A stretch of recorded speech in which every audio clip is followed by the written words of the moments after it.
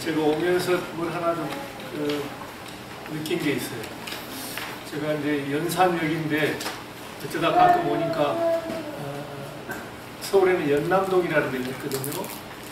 그런데 이제 지하철역이 전에 와봤는데 처음에 연산으로 기억을 했는데 여기 와서 연남으로 바뀌었어요. 연남이 없어 이렇게. 그래서 이게 배터리가 아슬아슬하고 그래가지고 그 부산역에 자원봉사 하시는 분들이 계시더라고요. 보니까 연세가 저보다 더 높으신 것 같아요. 그래서 이제 해운정사를 물으셨더니 그분이 부산에는 해운대 쪽에 해운정사가 있다고 그러셨는데요. 그래서 아마 여기는 해운정사가 아니라 해원정사니까 제가 알기로는 연남동, 이제 연산을 얘기했으면 됐을 텐데 뭐 연남동이 이래가지고 그랬더니 이제 좀 화를 내시더라고요. 제가 해운정사를 그랬더니 이제 부산에 해운정사 하나뿐이라고 일로 이렇게 갈아타고 해운대로 막 가라고 하시는 거예요. 이렇게 다른 분이 계시면서 이렇게 제 말을 좀 경청을 하셨던지 스마트폰을 이렇게 하셔가지고 부산 은혜회 해원정사 치시더라고요. 여기 연제동이네요. 그러니까 그럼 연산에서 내려야 되잖아요. 그러시니까 이제 좀 나이 드신 분이 좀 머쓱하셔가지고 이렇게 하는 건데 제가 나름대로 좀 깨침을 얻었습니다. 우리가 지금 저 어르신만 비웃을 게 아니라 사실 우리 중생들 사는 게 저런 식이라는 생각이 들었어요. 되게 자기 생각에 갇혀 있거든요. 요즘 법화경을 공부할 좀 특강이 있어가지고 공부를 해보는데 그 옛날에 이제 불지견의 계시오임 나오잖아요. 방편본에. 부처님께서 세상에 오신 일대사 인연이라는 것은 중생들로 하여금 중생들은 중생지견에 빠져 있습니다. 다른 말로 하면 중생지견에 갇혀 있거나 또는 중생지견에 함몰되어 있어요. 자기 깜냥대로 지금 되어 있는 거예요. 부처님은 그 중생들의 잘못된 생각을, 사견을 그걸 불지견으로 바꿔놓으시려고 하는 거예요. 그래서 중생들에게 무지와 탐욕에 빠져있는 중생들에게 부처님의 지견을 열어서 보여주셔가지고 깨달아가지고 거기에 들어가가지고 그 부처님의 지견을 누릴 수 있도록까지 하는 계시오입 하는 게 부처님 세상에 오신 대사님입니다. 그러거든요. 우리가 말로는 잘 아는데 막상 우리 일상생활에서 그런 경우가 굉장히 많아요. 자기 평상시 생각 그게 많이 빠져있거든요. 우리가 항상 조심해야 돼요. 내가 알고 있다는 게 저도 이제 금년이 정년퇴임 마지막 해입니다. 그야말로 이제 노 교수고 원로 교수인데 제 스스로는 노 교수가 아직도 아닌 것 같아요. 아직도 이제 청년인데 마음은. 근데 벌써 이제 나이는 66세라서 금년이 어쨌든 좋든 싫든 마감을 해야 됩니다. 그런데 저는 지금도 사전을 찾아봐요. 지금도 콘사이트 찾아보지요. 지금도 옹편 찾아보지요. 우리말 사전 찾아보지요. 왜 그러냐면 갈수록 이제 조심스러워져. 그리고 내가 알고 있다는 것이 잘못돼 처음에 입력이 잘못되면 안 되잖아요. 리셋해야 되잖아요. 우리는 보통 어떤 자기 생각에 빠져 있어요. 그래서 그걸 그냥 옳다고 우기거든요. 저도 지금 이 나이 되도록 집사람하고 다시 티격태격 하는데 티격태격 하는 게 다른 게 아니에요. 생각 때문이에요. 근데 집사람도 이제 뭐 나이가 만만치 않으니까 거기다 양띠니까 64시거든요. 그러니까 이제 특히 여성분들은 나이가 들수록 존중해주고 그래야 되겠더라고요. 옛날 젊었을 때처럼 조금 무시하고 경시하면 굉장히 싫어해요. 말도 굉장히 조심해야 되고 요즘 제가 극진히 모십니다. 근데 서로가 어디서 갈리냐면 자기 생각 때문이에요. 근데 저도 그냥 하다가 내뱉은 말 생각해보면 아차 싶어요. 내 생각이 빠져 있는데 그걸 검증하거나 또 말을 굉장히 조심스럽게 해야 되잖아요. 근데 우리가 이게 그렇게 타성에 젖어가지고 타성이라는 게 결국은 중생지기예요. 그리고 오늘 이제 우리가 업이라는 얘기를 합니다만은 그게 결국은 자기가 지금까지 생각해온 업이라는 것은 꼭 행동으로만 우리가 짓는 것 같지만은 신구의 이 삼업이에요. 우리 생각으로 뜻으로 치는 업도 그 업 중에 하나입니다. 신체적인 업, 신업. 그 다음에 입으로 짓는 구업. 그 다음에 뜻으로 짓는 의욕, 그게 신의 상호주의. 우리의 삶이라는 것은 크게 세 가지를 분류하는 거예요. 그거 아닌 거 없어요. 다 몸으로 행동하고 말로 하고 생각으로 뜻으로 짓는 이 세 가지 범주를 벗어나는 행동이라는 것은 없습니다. 우리나라 우리 불교의 아비달마 불교, 부파불교에 참 대단한 것 같아요.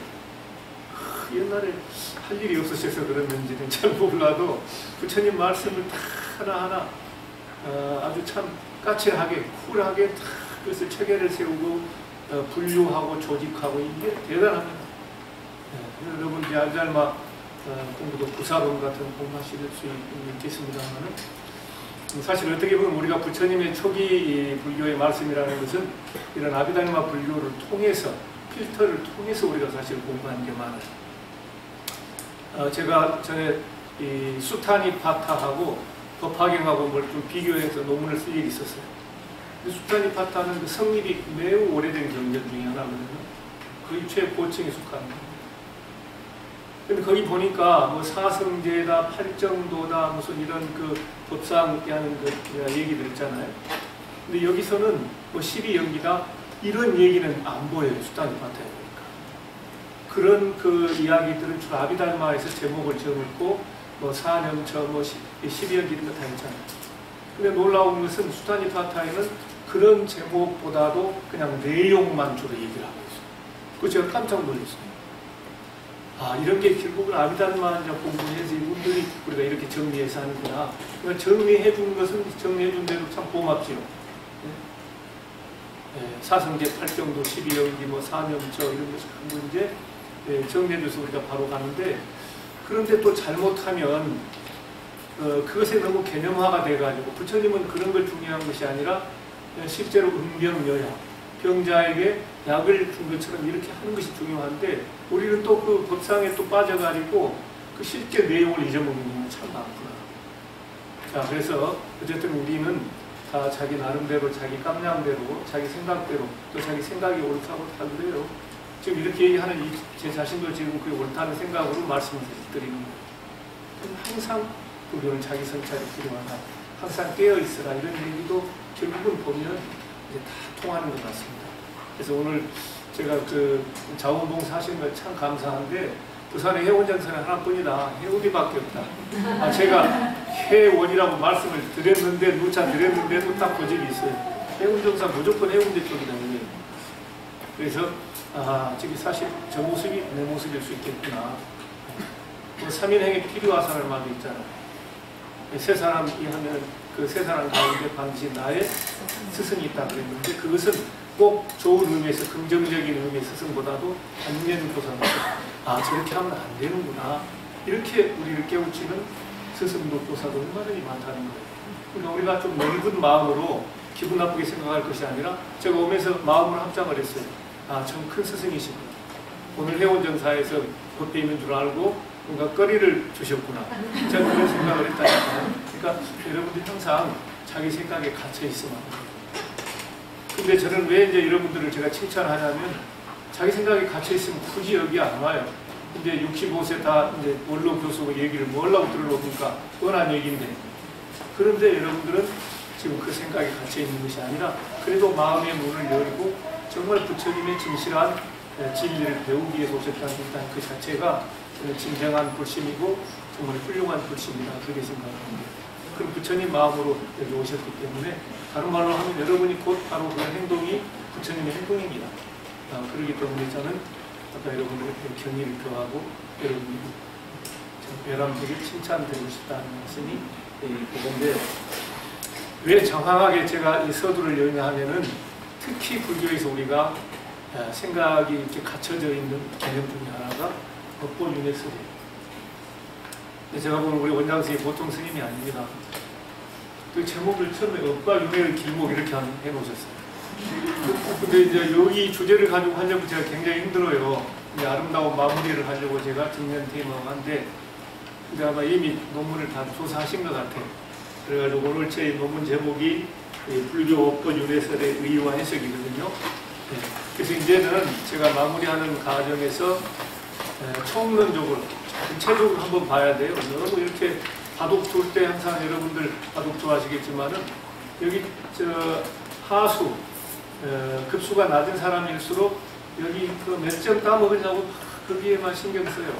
근데 고수들은 어때요? 판 전체를 보고.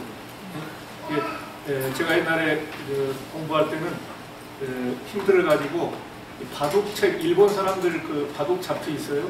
그걸 번역을 하면서 제가 아르바이트하고 공부했어요. 대학원 다닐 때.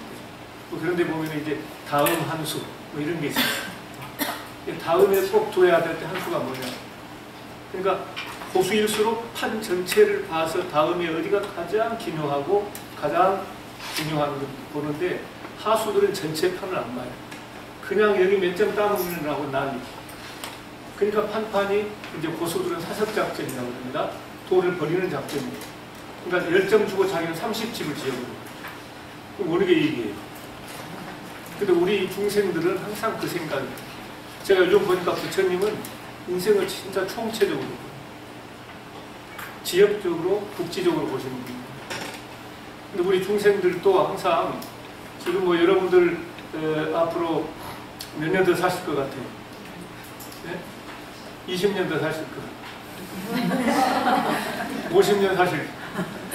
눈치들은 벌써 빠르시다. 손 들면 안 될 것 같아요. 이게 금강경에서 처음부터 끝까지 하는 아상, 인상, 중생상, 수자상. 수자상이라는 게 뭐냐? 내가 한 100살까지 산다. 요즘 뭐 100세 인생 그러더만. 근데 그 틀린 생각이, 그게 중생지입니다. 부처님과 같은 분은 내가 오늘 죽을지 내일 죽을지 모르는 거예요. 그래서 제가 늘 좋아하는 티베트 속담, 내일이 먼저 올지 내생이 먼저 올지 모른다. 이거 우리가 생각해요. 이게 인생을 총체적으로 바둑판 전체를 보듯이 우리 인생을 자꾸 그렇게 생각해요. 그래야 지금 여기서 나의 삶이 찬란해지고 보람이 있어지고 반듯해지고 그렇게 됩니다. 내가 50년 더 살지, 20년 더 살지, 이 생각에서 먼저 벗어납니다. 자, 한번 그런 의미에서 저 따라서 하십시오. 내일이 먼저 올지, 내일이 먼저 올지, 내생이 먼저 올지, 내생이 먼저 올지, 누구도 모른다. 누구도 모른다. 누구도 모른다는 것은 여러분도 모른다는 얘기예요. 그죠? 저도 모르고. 원장 선생님도 잘 몰라요. 오늘 죽으면 내생이 먼저 온 거예요. 그죠? 우리는 항상 그런 생각이 가지고 있어요. 그리고 더 중요한 일은 안 하려고 하고 별로 중요하지 않은 이런 데 막 매달려 있어요. 아까 바둑 둘 때 바둑판 전체에서 승리가 중요하지 그 국지전에서 환경해가지고 5점 따먹는 게 중요한 게 아닌 일이에요. 우리는 그 5점 석점 때문에 지금 난리가 서로 티격태격하고 아웅다웅 하면서 지금 그러고 있어요. 그러니까 좀 더 한 걸음 물러서서 인생을 뭔가 객관적으로 볼 수 있는. 저는 우리 불교의 참선이라는 것을 자기 객관화라고 정의합니다. 이 불교인은 객관적으로 봐야 돼요. 그게 불교의 담마 또는 다르마라는 거예요. 부처님은 그 객관적인 법, 다르마와 담마를 깨우치신 분입니다. 다르마와 담마를 만드신 분이 아니에요. 그러니까 부처님의 법은 이 특화된 게 아닙니다. 누구에게나 열려 있어요. 그러니까 열반경 같은 데서 일체중생 시류불성이 그겁니다. 부처님이 결코 그 깨달음이라는 것은, 법이라는 것은 누가 특허낼 수 없는데 누구에게나 공짜로 다 열려 있어요. 그게 불교의 법입니다. 그러니까 누구나 불성이 있고 누구나 붓다가 될 수 있다는 거예요. 부처님이 특허냈으면 우리는 감히 안 되잖아요. 그 법을 우리가 얼마나 많이 돈을 내고 사야 되겠습니까? 특허가 되어 있다. 오해할 수도 있다는 거예요. 그게 아니죠. 그러니까 이제는 제가 보니까 뭐 대충 몇 분 빼놓으셨고는 대충 살 만큼 사셨어. 그러니까 이제 내가 10년, 20년 더 살아야지 욕심 비우시고 내일이 먼저 올지 내생이 먼저 올지 이것만 생각해 보세요. 그러면 지하철에 가실 때도 그 시간이 너무 소중하고 거기서 번뇌망상 안 피우고 내가 호흡도 하고 깨어있기 비파사나 하더니 도로 가고 제가 이렇게 보면은요 지하철에 어쩔 때 가끔 저분이 지금 비파사나 하구나 불자시구나 벌써 앉아있는 폼이 달라요. 허리 꺾고 옷이 펴고 보면은 내가 내 마음을 차보면 저분 참 불자시다 부디스트다. 우리 보통 이제 그 생각을 잊어먹는 거죠. 우선 오늘 제가 이제 올라온 것은 우리 원장 선생님께서 참 시적입니다. 업과 윤회의 길목. 우리가 지금 업과 윤회의 길목에 또는 한복판에 서 있어요. 그래서 이 가장 우리가 고정관념 또 선입견, 편견 중에 하나가 이 업보 윤회 사상. 그러니까 제가 사실은 좀 말씀을 드렸어요. 이 얘기하기가 조금 제가 볼 땐 주저스러운 점이 있어요. 왜냐하면 너무 이쪽에 생각이 깊이 빠져 있어요. 그리고 대학자라는 사람들하고도 얘기해보면 대화가 잘 안 통해요. 자기 생각이 딱 빠져 있어요. 그래서 매우 조심스럽고 저는 항상 지금 이제는 옛날부터 그런 생각을 했어요. 항상 우리 삶이라고 하는 한판 승부죠. 종교는 이게 마지막 승부처인 거예요. 우리 인생의 마지막 승부처. 지금 여러분들이 돈 좀 더 벌어가지고 승부를 낼 것 같으면 굳이 여기 오실 거 없어요. 마지막 승부처. 그게 뭐냐면 내가 중생으로 남느냐 붓다가 되는 거야. 이거거든요. 그러니까 여러분들은 지금 세법에 매우 밝으신 거예요. 근데 다른 쪽에 소소한 욕심에 욕망에 빠진 사람들은 지금 그 자기가 최고라고 생각하는 거거든요. 그러니까 우선 그게 좀 바뀌어야 돼요. 이제 세계관, 다른 말로 하면 좀 유식한 말로 하면은 세계를 어떻게 보느냐, 세계관. 그 세계를 봐야 올바른 인생관이 생기죠. 그 인생관. 올바른 인생관이 있어야 올바른 가치관이 생겨요. 한번 따라서 합니다. 세계관, 인생관, 가치관. 오늘 이제 우리 결론 부분에 그 얘기가 나옵니다만은 물질이 그게 진짜 가치가 아니에요. 우리 마음이에요, 사실.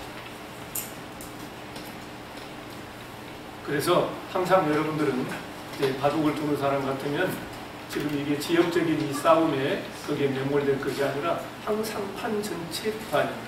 다음 한 수. 이게 뭐냐. 저도 이제 가끔 외국에 나가거나 아니면 하다못해 지하철을 탈 때도 제가 가끔 그런 생각을 해요. 내가 지금 있을 때가 여기가 확 필요한 지금 이 지하철을 기다리고 있는 이게 내가 할 수 있는 최선의 선택이냐. 비행기 타더라도 내가 지금 꼭 비행기를 타고 가고 있어야 되느냐. 불교로 말하는 이게 지혜와 자비의 결과냐. 아니면 뭔가 내 욕심의 산물이냐. 이게 꼭 필요한 일이냐. 그런 걸 한번 생각해 보면 재밌습니다. 조금씩은 달라져. 지금 이 말씀 드리면서 내가 꼭 지금 이 자리에 서서 이 얘기를 해야 되느냐. 그 생각, 그래야 돼요. 그렇게 서셔야 됩니다. 그냥 맹목적으로 오시면 안 돼요. 꼭 우리 지금 해운대학, 해운불교대학원에 와야 되느냐. 이게 최선의 선택이냐. 내 인생은 단 한 번뿐이에요. 전혀 연습도 없고 두 번이 없습니다. 그러니 생각들 잘 하시고, 판단 잘 하시고, 결단 잘 하시고, 행동을 잘 하시고. 그래서 우선 우리가 불교에서 여러분들이 생각하는 것이 과연 이게 중생지견이냐, 내 깜냥식이냐, 아니면 부처님의 참다운 지혜냐, 이런 것들 우리가 한번 잘 생각해 봐야 돼요. 그래서 이 업과 윤회에 대한 생각도 여러분들이 일단 공부할 때는 좀 내려놓고 해야 돼요. 여기 가까운데 전당포 있으신가요? 전당포에 맡겨놓고 불필요하면 영원히 버리고 근데 그것도 실무가 있다 하면 갈 때 또 좀 찾아서 가져가시면 돼요. 박경중 교수에게 들어보니까 좀 시원찮더라. 그래서 이제 구간이 명간이 하면서 하여튼 전당포에 가서 이제 찾아가시더라도 일단 여기 공부하실 때는 참 내려놔요. 원장 선생님 강의하실 때도 그러시고 다른 초대 목사님들, 교수님들 말씀 때도 들어오실 때는 그래야 이게 뭔가 배우는 거예요. 자기 생각을 딱 갖고 있으면 유명한 얘기 있잖아요. 컵이 딱 찼는데 물 부으면 어떻게 돼요? 그러면 일단은 하여튼 빈 잔입니다. 해야 예의고, 그래서 경청이라는 게 그런 거예요. 내 생각이 갇혀 있으면 건성으로 들어요. 겸손할수록 비우고 경청을 당해요. 그러니까 일단 여러분이 알고 있는 것처럼 좀 내려놓고 생각을 항상 그래서 리셋 정신이 필요합니다. 불교에 깨어있다는 것은 리셋하는 거예요. 다시 새 판짝 이런 거죠. 그게 지혜예요. 권태기는 지혜. 그러니까 불교에서 지식보다도 지혜를 강조하자. 이게 자꾸 리셋하라는 거예요. 물론 지식이 필요하죠. 또 어떤 지식들은 결합이 되어가지고 그게 또 나름대로 새로운 어떤 지혜를 창출하기도 합니다. 지식이 필요 없다는 얘기는 지식에 매몰되는 게 문제예요. 그래서 마치 우리가 뭘 술도 담보하면 나중에 그게 진국이 우러나오는 것처럼 우리 인생도 그렇게 하면서 그 지식 자체도 중요하기도 하지만은 지식들이 어우러져 가지고 지혜라고 하는 진국으로 떠올릴 때 우리가 그 지혜의 빛을 따라가고 지혜의 가르침을 따라가는 겁니다. 그래서 여러분 결코 그 금강경 허투루 보시면 안 돼요. 아상인상 중생상 수자상 예수 수자상 수자자가잖아요. 그 내가 내일도 살고 10년 더 산다 여기 빠지시면 안 돼요. 그런 생각 갖는 만큼 지금 나의 이 삶을 허비한 결과입니다. 그래서 한순간순간은 정말 그 찬란하게 최대의 하는 우리가 살아가고 그런데 다른 말로는 삶의 완전 연소예요. 지금 이 순간 지금 여기서 완전 연소. 연기도 안 나고 그름도 안 나고 참 향긋한 향기를 뿜으면서 나의 삶의 연소 과정이라고 한다면 지금 여기서 완전 연소가 돼요. 그 옛날에 그런 안 좋았던 추억들 하면서 그런 기억들 하면서 기분 나빠하고 이루어지도 않을 그런 허튼 또 그런 허욕이라고 그러죠. 그 욕심이 지금 차가지고 그거는 불완전.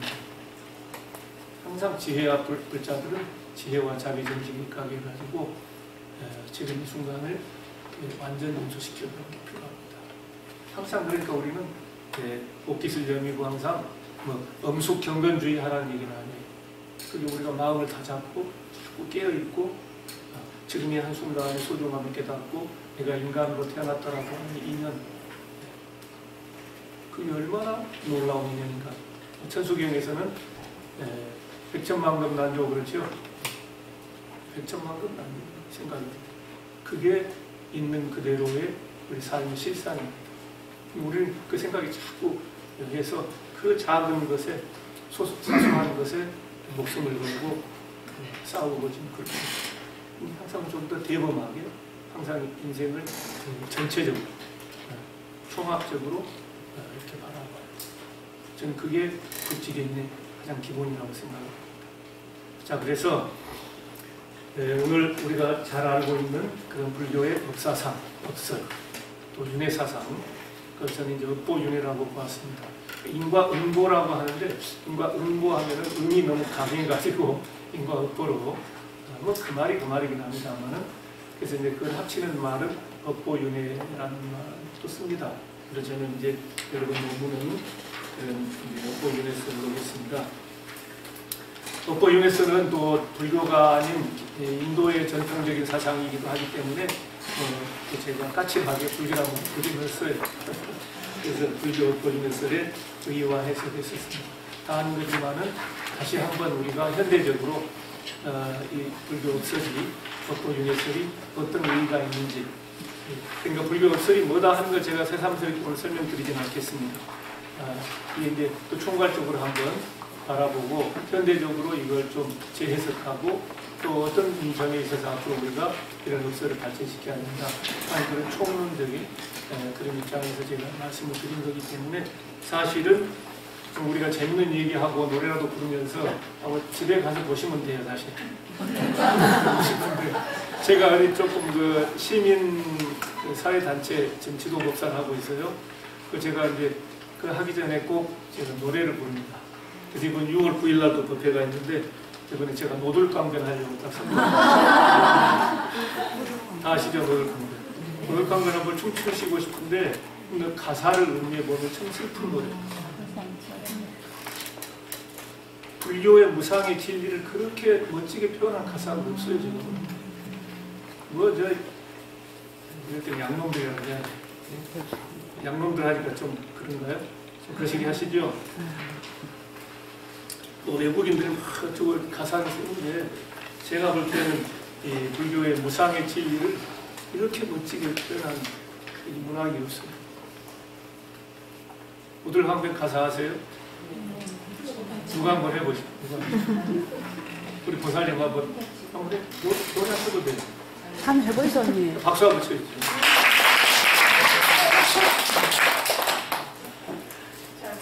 잘 모르세요? 뭐 시간이 없으니까 노래 하셨다 치고 노들강변의 범퍼들 희희 늘어진 가지에다 그다음 뭐죠? 무정세월 한허리를 칭칭 동여서 면하고 네? 멋지잖아요. 노들강변의 범퍼들 희희 늘어진 가지에다가 무정세월 한허리를 무정세월 흘러가니까 무정한 세월이니까 못 가게 그 늘어진 그들 가지에다가 범퍼들 가지 힘 늘어진 가지에다가 무정세월 하늘이를 칭칭 동에서 면하니까 그러면은 세월이 안 흐를까 이런 얘기죠. 근데 그 다음에 반전이 일어나죠. 노래하면 가사가 생각나는 칭칭 동여서 매여나 볼까 에헤여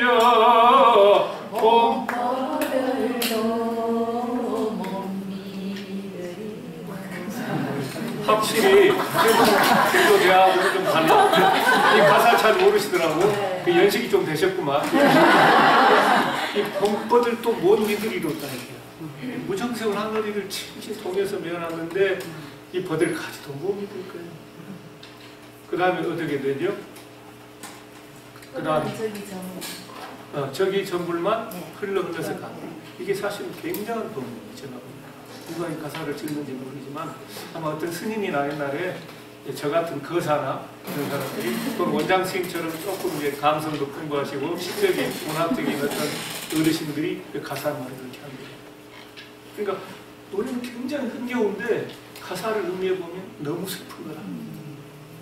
근데 이 세상의 진리는 저 물만 말없이 강물만 흘러가는 거예요.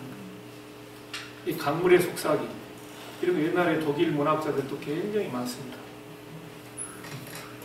헤르만 헤세의 시타르타라든가 이런 데 보면은 그 강물이 말은 않지만은 강물이 참 여러 가지 흘러있는 많은 의미가 있어요. 여기까지는 설명을 안 한다면은 근데 우선 이 마음을 모으는 것은 노래가 참 좋더라고요. 왜냐하면 보통 때는 다 자기 생각에 빠져 있어요. 그러니까 이렇게 할수록 앞으로 저 원장식 공부할 때 노래 한 곡씩 해요. 네? 노래 딱 하나 좀 독사해가지고 노들강변도 꼭 하시고 무상의 이치를 그렇게 멋지게 표현한 게 없습니다. 이 삼천대천색이 없어요. 오직 우리나라에만 있는 가장 멋진 표현이라고 저는 생각합니다. 자, 그래서 그런저런 걸 하고 이제 오늘 꼭 우리가 공부해야 될 몇 가지 몇 점만 얘기하겠습니다. 이게 좀 복잡하니까. 그리고 이제 여러분들이 충분히 이해하기 쉽도록 제가 논문을 그렇게 썼어요. 또 별로 아는 것도 없으니까 어렵게도 못 씁니다. 그러니까 그러나 보통 다른 분들이 좀 얘기하는 거랑 다른 얘기들이 들어있어요. 그러니까 여러분들이 꼭 한번 댁에 가셔서 한번 찬찬히 오늘 여기서 듣는 거하고 또 여러분들이 직접 한번 읽어보는 것들은 정리를 다룰 수 있으니까. 더구나 이제 저자 직강, 필자 직강 오늘 들으셨으니까 어디가 몇 점이 어디가 중요한 점이구나 해서 드라인들을 하셔서 보면 됩니다. 자, 우선 2장에 가보면 업설과 용해설의 기본 의의다 그랬습니다. 지금 저 시계가 맞죠? 네.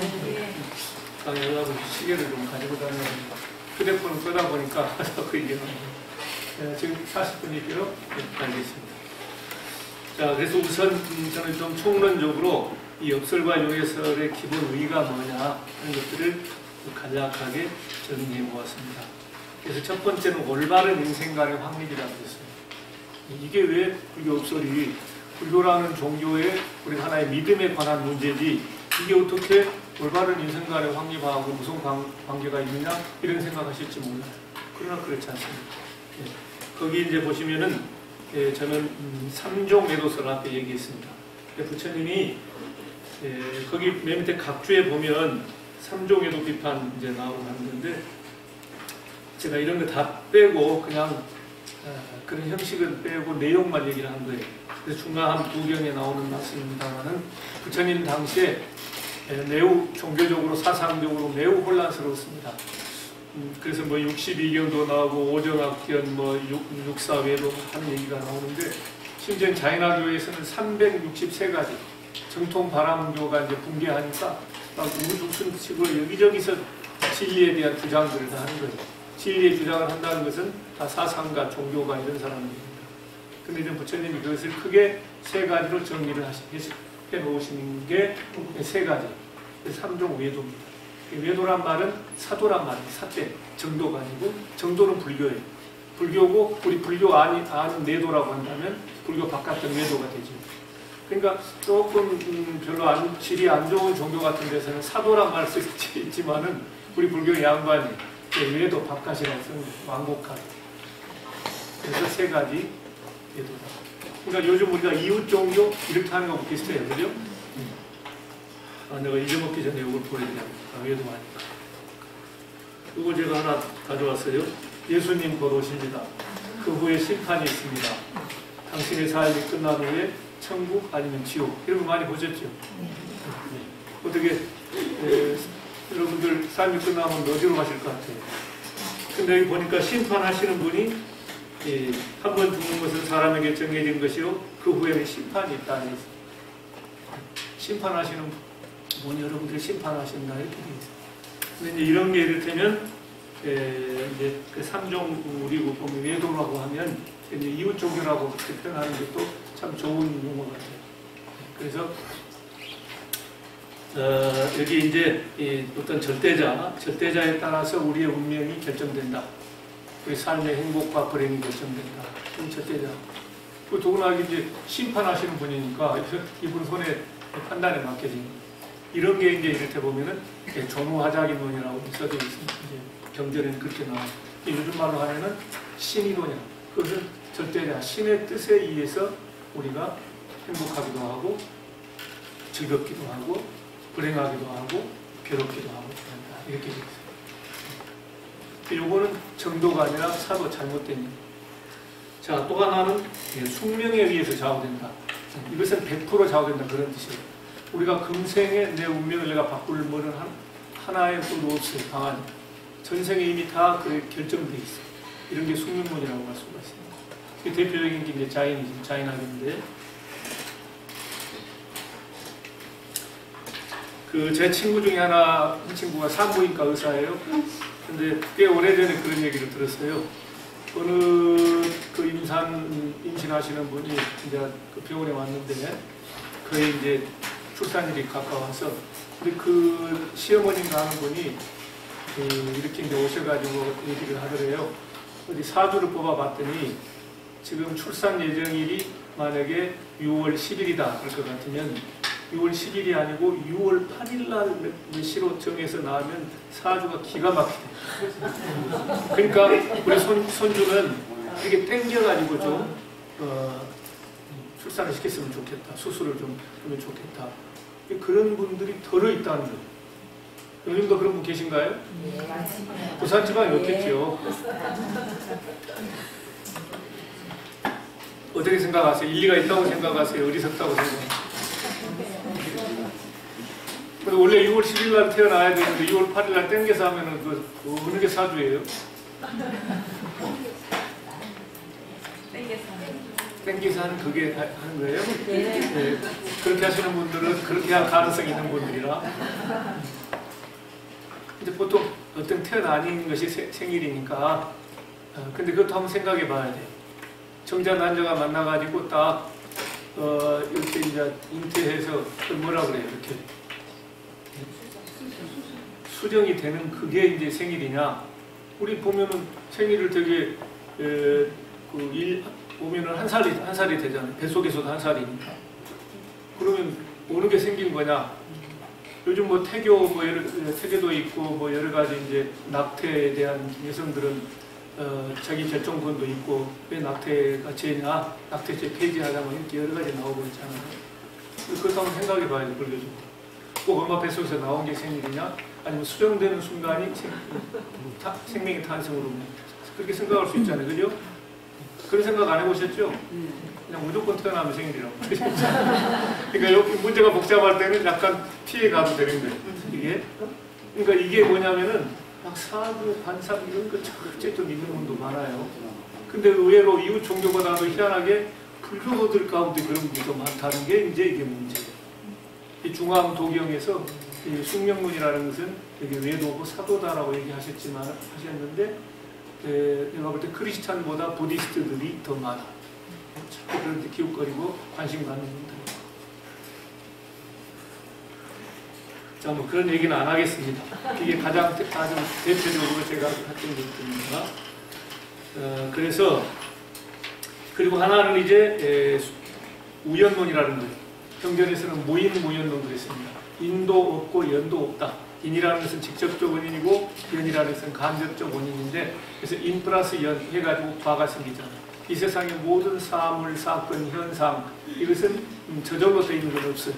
나름대로 다 어떤 원인과 조건에 의해서 일어나는 그 연기에 프라티티아 그렇게 해서 함께 더불어 일어나는 쌍우트바라는 게 그래서 연기법이 인연법이고 또한 인과법입니다. 프라티티아 쌍우트바다라는 말을 구마라지는 인연이라고 번역했고 현장 3장은 연기라고 번역했고 똑같은 말입니다. 모든 것이 다 저절로 되는 게 없다는 이런저러한 원인과 조건들이 결합해서 하나의 현상을 만들고 하나의 사태, 사건, 하나의 사물을 다 만든다는 거죠. 저절로 되는 거죠. 그런데 무인론이라는 것은 그런 인도 부정하고 연도 부정하는 거예요. 그러니까 요즘 현대적인 말로 하면 우연론이에요. 다 우연의 산물이다. 내가 잘 살건 못 살건 또 어디 뭐 스카이 대학을 가건 뭐 하건 이런 건 전부 다 어떤 필연이 아니라 다 우연의 산물일 뿐이다. 이렇게 보는 게 이제 무인론입니다. 근데 이런 사람들 의외로 많은 거예요. 그래서 그런데 불교적으로 보면 이런 세 가지 생각, 세 가지 세계관, 모든 것은 신의 뜻에 좌우된다. 모든 것은 숙명의 결과일 뿐이다. 모든 것은 우연의 산물일 뿐이다. 우리가 열심히 노력해서 뭐 참고 인내해가면서 노력하고 정직하게 살 하나도 없다. 결국 이 세 가지가 우리 운명을 결정하는 거라면 그렇잖아요. 그래요, 안 그래요? 여기 오셔가지고 딱딱한 의자에 앉아가지고 월삭은 내면서 뭘라고 이렇게 고생을 해요. 그래도 이렇게 하는 것이 나의 행복, 나의 즐거움을 위하다고 생각하시니까 오신 거잖아요. 그죠? 그러니까 지금 이 삼종 외도는 우리가 이제 철저히 생각을 해요. 근데 의외로 이런 생각에 빠져있는 사람들이 많다는 거예요. 지금부터 2500년 전에 인도만이 아니라 지금 21세기 지구촌 곳곳에도 이런 세 가지 잘못된 생각에 매몰되어 있는 사람들이 엄청 많다는 거예요. 저는 이런 게 참 부처님 놀라우신 거예요. 뭐 얘기를 딱 하셔도 어쩌면 앞으로 2500년까지 다 내다보시면서 정리를 딱 세 가지로 하시는 거예요. 그것은 어떤 민족, 인종, 또 시대, 지역을 떠나서 가장 이 중생들이 빠지기 쉬운 세 가지 생각이에요. 어떤 그런 보편성을 부처님 깨달으신 게 있어요. 놀라운 일 아닙니까?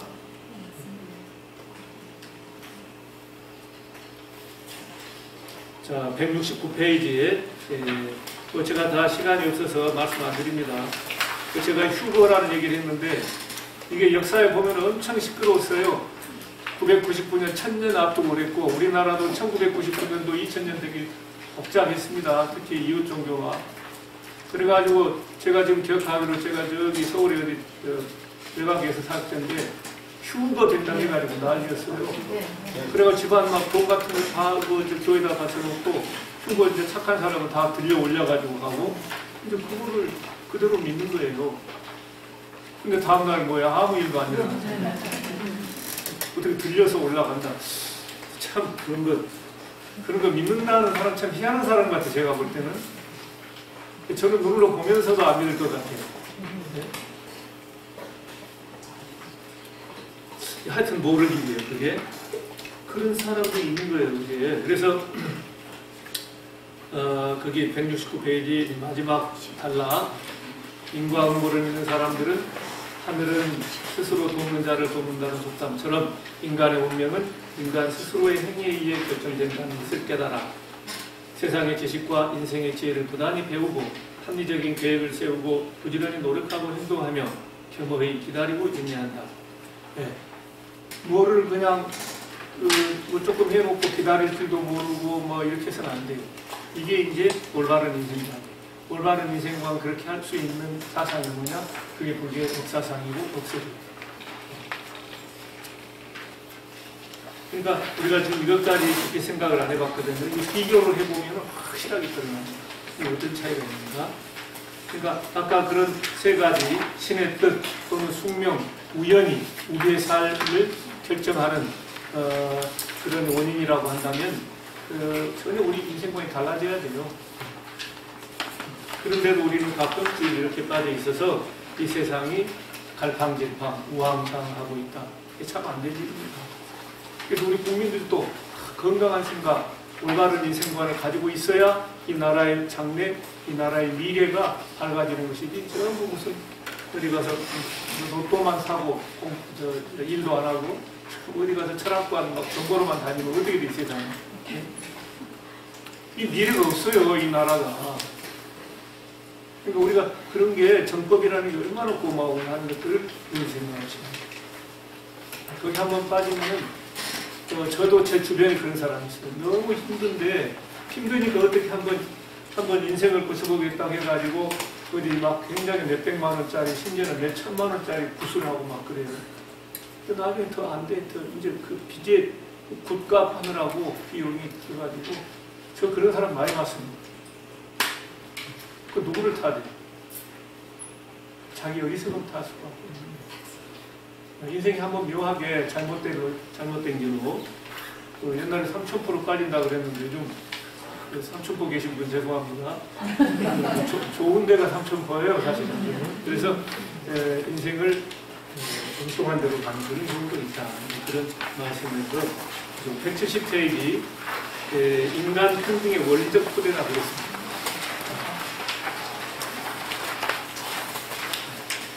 제가 그 둘째 줄에 신분과 계급은 물론 종교와 직업, 인종과 성별에 따른 불평등은 오랫동안 인류 역사 발전에 걸림돌이 되어왔다. 요즘 여러분 보세요. 서양의 지금 우리 세계 역사라는 게 서양인들이 양놈들이다 해야 돼요.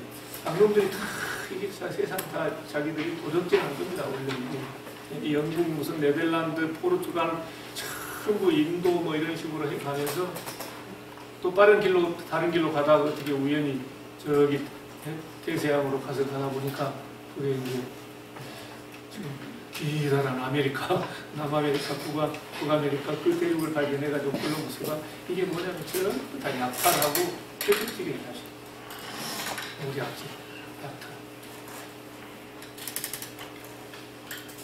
그러니까 옛날에 다 사람을 노예 매매 이거 다 하잖아요. 근데 요즘은 이제 좀 머리가 있는 사람들은 인류 역사가 어디를 가고 있느냐? 헤겔 같은 사람입니다만은 만인의 모든 사람들의 자유를 위해서 역사가 가고 있다. 그 참 맞는 말인 것 같습니다. 옛날에는 한 사람이 절대 자유, 다른 사람은 다 하는 게 이게 이제 왕조 시대 이렇게 하고 우리가 이제 민주주의 하는 게 그래 백성들이 다 주인이에요 이제. 우리가 지금 조선시대에 태어났다고 보세요. 지금 여러분들이 아줌매들이 여기 와가지고 상상도 못하게 돼 있어요. 네? 조선시대 태어나셨으면 이 상상 안 돼요 지금. 참 좋은 때 태어나셨습니다. 우리 참 옛날 할머니 그 역대 참 저 정교부 할머니들 고생을 참 하셨어요. 그러니까 우리는 지금 민주주의 하면서도 이게 얼마나 우리하고 지금 직접 연관이 되어서 우리가 혜택을 입고 있는가를 잘 몰라요. 이걸 특히 옛날에는 노예들 사고 팔고 노예 매매, 인신 매매 이런 게 지금도 사실 이루어지고 있습니다. 저 선진국이라고 하지만 지금 미국 보세요. 걸핏하면 흑인들이 뭐 조그만 하면 막 백인들이 경찰들이 총 쏘고 해가지고 지금도 난리잖아요. 보이지 않게 그런 게 금융중에 있는 거예요. 지금. 그러니까 인간 평등이라고 하는 대선언은 이 부처님이 그걸 다 하신 거예요. 인간 생명이 그 사람이 황인종이든 흑인이든 백인이든 상관없이 남녀노소 빈부귀천 할 것 없이 모든 인간 다 존엄하고 평등하다. 제가 이렇게 부산역에서 늘어다 보니까 그는 노숙자 같아요. 이렇게 누워서 있는데 참 안 됐어요. 오늘 약속이 없으면 제가 그 깨가지고 점심 대접도 하면서 얘네들이 살아가는 이야기도 좀 하고 했으면 좋겠던데, 그러다 어떤 생각이 들었냐면 그 히랍 철학자인가요? 디오게네스. 이렇게 유명하잖아요. 근데 거기 알렉산더 왕이니까 이렇게 하니까 이제 알렉산더는 자기가 하고 가서 자기 헛기침도 해보고 내가 알렉산더가 하는데 디오게네스한테는 그런 거 관계 없어요. 네가 장관이든 알렉산더든 나하고 무슨 상관이 없어. 생각해보니까 얼른 그 생각이 들어요. 혹시 저분이 디오게네스 우신이 하시는가? 그 네가 니까지 이렇게 뭐 한다고 나를 가르치려고 하는 한 방 맞을 것 같아가지고 사실 오늘 약속도 약속이지만 우리는 지금 자기 자신을 척도로 해가지고 모두를 평가하고 하는 이런 게 있긴 있어요. 그죠? 그분들은 그러니까 제왕의 영광에는 제왕의 심노가 따른다 그러거든요. 근데 이 거짓 신세 해봐야 뭘 신경 쓸 게 없어. 내가 그냥 터질러서 어디가 있든 얼마나 편하네. 그런 생각에 빠지다 보면 이제 저렇게 또 되는 거예요. 그 철학이 있는 이제 노숙자도 있을 수 있고 어쩔 수 없어서 이제 그런 경우도 있겠지만은, 그러니까 오히려 그런 노숙자나 이렇게 어려운 분들 가운데 오히려 저 지혜, 살아있는 지혜를 가지고 그런 분도 있을 수 있어요. 그런 능력의 볼 일입니다. 함부로 합장하고 꼭 가세요. 그런 지혜 있는 분들이면은 충분히 그럴 수 있습니다. 그러니까 지금 제가 이 말씀을 드리는 것은 우리가 인간 평등하지만 이게 얼마나 실제로 나한테 중요한지, 인간 평등한 세상이 아니었으면 내가 지금 어떤 꼴이었을지 몰라요. 사람들이 나를 돈으로 사고 팔고 가서 위에서 시키는 대로 영화들 보세요. 노예들을 얼마나 혹사당하고 참 못 받습니다. 얼마나 먼저 서양 영화 다 나오잖아요. 웨스턴 무슨 보면. 자, 그래서 이제 인간 평등의 이 원리적 토대. 부처님은 그런 거를 다 아까 말한 종교, 직업, 인종, 성별 뭐 이런 걸 전부 다 무시하셨어요. 그래서 170페이지에 결국은 뭐가 우리 운명을 결정하느냐? 우리 깐마, 우리의 행동, 우리의 doing, deed, 이 업이 우리를 규정하는 것이다. 그 사람이 참 훌륭한 사람인지 또 참 천박한 사람인지 이런 걸 결정하는 것은 오직 우리의 행동뿐이다. 우리가 뭐 김시성을 가졌다, 또 최시성을 가졌다, 그게 우리의 귀천을 결정하는 것이 아니다. 오직 우리가 어떻게 행동하느냐. 아까 세 가지죠. 우리의 몸과 말과 생각으로 그리고 어떻게 행동하느냐. 이것이 관건이지 그 다른 것은 전부 다 잘못된 것이다. 그건 다른 기준을 세워도 잘못이고, 세우는 자도 잘못이고, 또 거기에 속는 자도 잘못이고, 우리가 뭐를 바짝 두고 어느 것이 진리고 어느 것이 진실인가 이렇게 이제 가야 돼요. 그래서 그 유명한 170페이지는 마지막 그 인용입니다. 태어남에 의해 천민이 되는 것도 아니고, 일단 사실 같이 읽어볼까요? 자, 다 같이 천민이 되는 것도 아니고 태어남에 의해 사람이 되는 것도 아니다. 업에 의해 천민이 되고 업에 의해 바라문이 되는다. 인도에는 바람 크샤트리아 바이샤 수드라는 사성 바르나 카스트 시스템이 있었어요. 근데 이런 게 딱 결정돼요. 그러니까 주로 이것은 침략자인 아리안족, 또 거기 원주민들, 문다족, 무슨 네그리트족 하는 여러 이제 이런 원주민들은 주로 여기 이제 노예 계급이 되고 이렇게 해서 우리도 옛날 양반 상명 이런 거 있었잖아요, 그죠? 그런 것도 이제 조선시대에 태어났으면 매우 중요합니다. 근데 지금 부처님은 이런 진리의 선언을 하십니다. 다시 말하면 평등의 선언입니다. 이건 우리가 어떻게 하느냐, 우리가 하기 나름이지 그 다른 어떤 것도 우리를 규정하는 것이 못하는 거예요. 이러니까 우리가 부처님을 이렇게 모시는 거예요. 이 세상에 만중생 부처님 하는 어디 있어요? 평등하지 않고 우리가 처음부터 뭔가 그렇게 태어날 때부터 돼 있었다면 몇 사람 자유인이 없어요. 아까 그랬지, 인류 역사는 만인의 자유를 위해서 가고 있다. 아직 근데 우리가 그런 역사 이상이 아직 실현되지 못하고 있습니다. 지금도 굉장히 부자연스러운 사람이 많고 핍박하는 사람이 많고 또 치우쳐서 이렇게 푸대접받는 사람들이 많고 차별 대우하는 사람이 많고 또 다른 말로 하면 착취하는 사람도 지금도 있고 사람들을 뭔가 자꾸 이렇게 빼먹는 사람도 있고 등쳐먹는 사람도 있고 속이는 사람도 있다는 거. 속이는 것도 안 좋지만 속는 것도 가고. 그래서 우리가 눈을 바짝 뜨고 어느 것이 진실이고 어떤 것이 진리인가 여기 이제 가야 돼요. 이것도 결국 내 몫이 내 할 날입니다.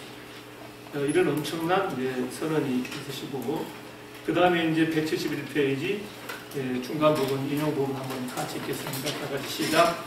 마치 테니스가 자치라와 하나보다 나이간과 같은 큰 강들이 바다에 모여들면 이전에 이름을 믿고 단지 바다라는 이름을 부를 것 같이 사실은 우리가 가르친 것과 우리를 따라 추구하면 이전에 정신을 듣고 똑같이 석자라고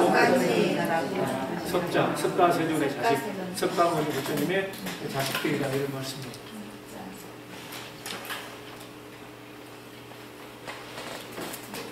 이게 뭐 진리의 가르침이지만 또 한편에 보면은 시예요. 그래서 멋지게 그걸 표현해도 이렇게 멋지게 표현을 하십니까? 우리나라 같으면 뭐 저쪽에 무슨 대동강, 임진강, 무슨 한강, 영산강 이름이 있는데 저 유황의 서해 바다로 가는 때 거기 뭐 영산강 길이 따로 모르고 대동강 길이 따로 모르니까 바다로 가면 그 서해 바다 하나가 돼요. 그죠? 간단히죠? 그러니까 이 세상에는 계급 차별이 있었어요. 바라문도 바라문이다 뭐다 있는데 우리 부처님 교단에 오면은 서가모니 부처님의 자식들, 서가모니 부처님의 제자들에게는 그런 게 다 없다는 게 오직 여기 오면 부처님의 제자들이 됩니다. 이 평등법을 설하는 거예요. 그래서 이 세상은 다 오직 바다의 짠맛 한 맛이다. 이 얘기를 하시는데 우리 교단에는 또 불교가 지향하는 그런 이상 세계는 평등함, 그런 잘못된 신분 차별이라든가 남녀 차별이라든가 요즘 이것도 굉장히 심하다는 거지. 지금 저 서울 강남 이런 데는 난립니다. 여성이라는 이름으로 내가 살아있다는 게 난 참 운이 좋았다. 남자들이 막 여성들을 그렇게 가서 화장실에 가는데 살해하기도 하고 또 이번에도 뭐 그런 일이 있었잖아요. 남자들이 하니까 어떻게 수사를 그렇게 막 하고 뭐 해가지고 지금 이번에 또 난리가 났잖아요. 그런 식으로 지금 하는데 우리 불교는 정말 대평등의 세계예요. 그 불교 대단합니다. 우리나라 비구니 스님들 보세요. 다 이게 설법도 하시고 비구니 스님들 다 이 법회 동양도 하시고 카톨릭은 그거 못합니다. 오직 사제만이 할 수 있어. 신부님만. 그런 거. 우리는 평등하면 무슨 다른 이웃 종교, 저 서양 종교가 평등이라고 생각하잖아요. 요즘 무슨 우리나라 뭐 그렇게 하지만은 우리 한국의 특히 비구니 스님, 대만 비구니 스님도 상당히 셉니다만은 대단한 불교입니다. 물론 지금도 비구니 스님들은 조금 이제 서운해하셔요. 여러 가지로. 그리고 빨리 그게 우리 조은장 스님 계십니다만은 비구 스님들도 빨리 비구니 스님 여러 가지에서 좀 조금 이렇게 종의 뭐 의원 구성이라든가 등등 여러 가지 이 부분도 좀 해야 됩니다. 그게 오늘에 맞게 부처님 당시 사회하고 2500년 지난 대한민국 사회하고는 엄청나게 차이가 납니다. 그걸 가지고 그대로 작동을 하면 안 돼요. 뭐 팔경계법이 있고 다 그렇지만은 자. 인간의 가치는 권력이나 재력, 가문이나 직업 등에 의해 규정되지 않는다.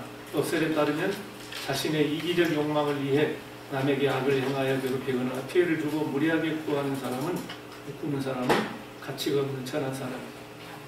부지런히 선을 행하여 나와 남을 이롭게 하고 선행을 자랑하거나 과시하지도 않으면서 예의 바르게 행동하는 사람은 가치 있는 귀한 사람이다. 자, 귀하고 천한 것이 뭐냐? 결국은 뭐냐면 내가 확인하는 내가 어떤 행동을 하느냐, 내가 어떤 말을 하느냐.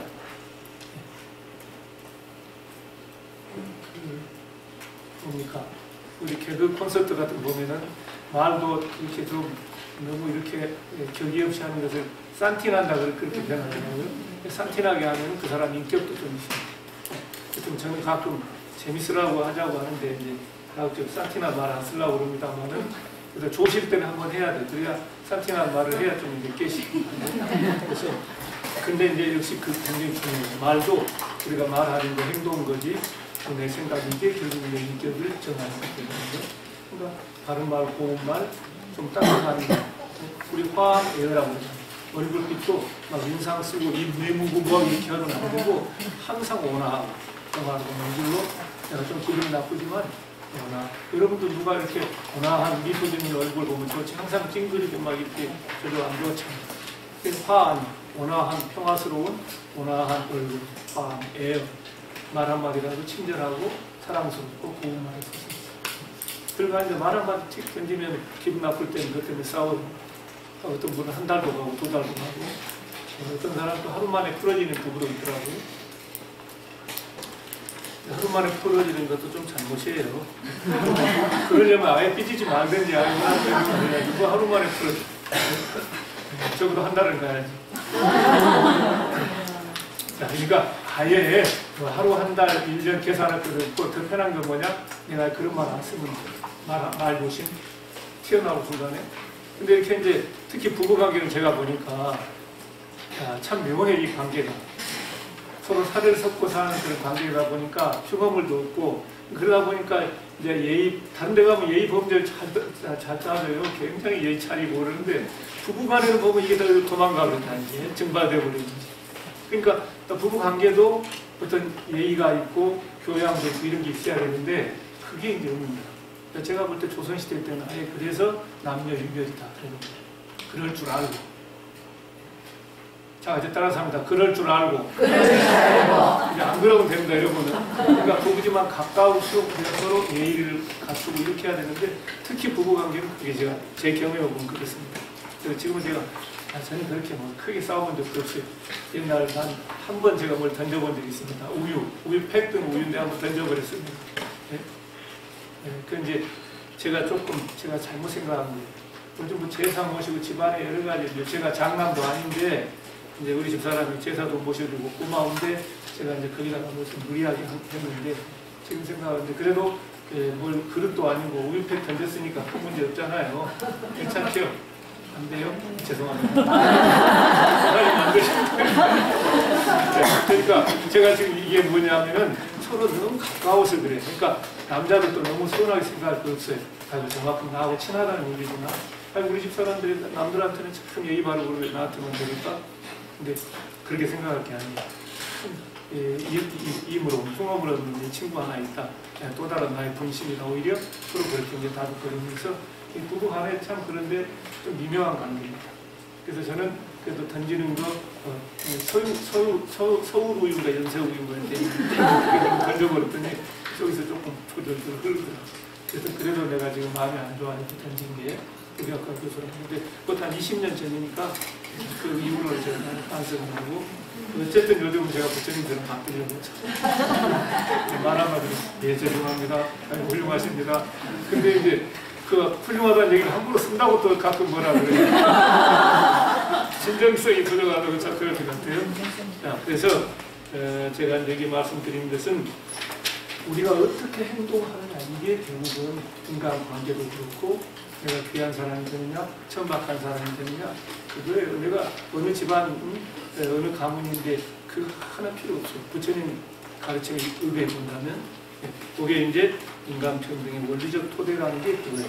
그래서 요즘은 인간평등이라는 평등의 가치가 얼마나 중요합니까? 그래서 아마 되게 보면은 진보 보수도 되게 이렇게 가르쳐줍니다. 진보 보수 쪽은 자유, 진보 쪽에서는 되게 평등. 모든 사람이 함께 다 살아야 된다. 뭐 이런 얘기 같고. 그래서 근데 이제 불교적으로 보면 자유와 평등은 이 새의 두 날개와 같아요. 어느 것 하나 부딪히지 않습니다. 새의 두 날개와 같고. 자유와 평등이 어느 쪽에 기울느냐에 따라서 자꾸 그렇게 하는 거예요. 그러니까 이것이 서로 조화와 균형을 이루어야 돼요. 불교적으로는. 근데 조화와 균형을 이룬다는 게 그렇게 쉽지가 않습니다. 우리가 이제 그걸 잘 파악을 해야 되고. 자, 그래서 이제 172페이지 자유와 책임의 민주주의 원리라는 제가 적고 있었습니다. 그래서 거기 중간에 보면 처음부터 민주주의는 인류가 일구어낸 역사의 아름다운 꽃이다. 민주주의는 역사의 당연한 기거리며 국민은 국가의 주인이기에 국민 개개인의 자유와 권리는 보장돼야 하고 책임과 의무는 존중돼야 한다. 물론 다수결의 원리 때문에 민주주의는 우민 정치가 될 수 있다는 점에서 최선이 아니라는 비판도 있지만 민주주의는 아직까지 그 대안이 없는 적어도 차선의 정치 제도를 할 만하다. 일찍이 막스 베버는 불교의 역설은 불교를 비판했어요. 불교 역사상을 왜곡한 거죠. 영원히 사회에 대한 비판 정신을 불러일으키지 못하고 휴먼 라이트, 인권, 요즘 뭐 우리도 자꾸 북한 인권 문제도 지적해야 된다는 게 자꾸 나오는 인권이죠. 인권 사상의 발전에 방해가 되며 인간의 공동의 권리라든가 공동의 의무를 문제 삼지 않으며 국가라든가 시민과 같은 개념을 발생시키지 못한다. 워낙 이제 서양 지식인들은 동양을 약간 깔보는 게 있어요. 사상적으로도 뭐 우리 유교만 하더라도 봉건 윤리, 가부장 제도, 뭐 남자가 최고고 이런 게 있잖아요. 서양에서는 이제 그게 없습니다. 그래서 이제 그런 그 인권, 휴먼 라이트, 모든 사람 평등하고 그렇기 때문에 이제 이런 거에서 인간의 공동의 권리, 공동의 의무라든가 이제 이런 개념이 생기는데 또는 시민 정신 뭐 이런 거. 근데 이제 불교 업설이라는 게 뭐냐? 막스 베버는 어떻게 봤냐면은 업사상은 개인에서 개인으로만 간다 이렇게 본 거예요. 예. 서로 이렇게 사회나 집단이나 이런 개념으로 업이라는 것을 성립하는 것이 아니고 나는 지금 전생에 내가 개인이 그랬으니까 내가 한 그것을 개인만이 받는다 이거예요. 그러니까 예를 들면 좀 극단적으로 하면 지금 인도의 불가촉 천민이라고 있습니다. 언타처블스. 이 불가촉 천민들은 좀 이렇게 상위 클래스들하고 이렇게 같이 접촉하고 함부로 안 돼. 언타처블 접촉하면은 이게 접촉할 수가 없는 거예요. 그만큼 인간 대접을 못 받는 그런 천민들입니다. 불가촉 천민이라는 게. 그러면 지금 우리 전통적인 업사성으로 보면은 그 불가촉 천민은 이 사회 국가 개념 다른 제도, 법과 제도를 보면 많은 문제가 있는데 이게 개인적인 차원으로 보면 저 사람은 전생에 나쁜 업을 지어가지고 금생에 불가촉 천민이 되었다. 이렇게 봐버리면 이 불가촉 천민의 인간으로서 권리라는 문제는 신경 쓸 필요가 없다. 막스 베버가 생각하는 것은 그거예요. 그렇기 때문에 불교를 이렇게 곡해한 거예요.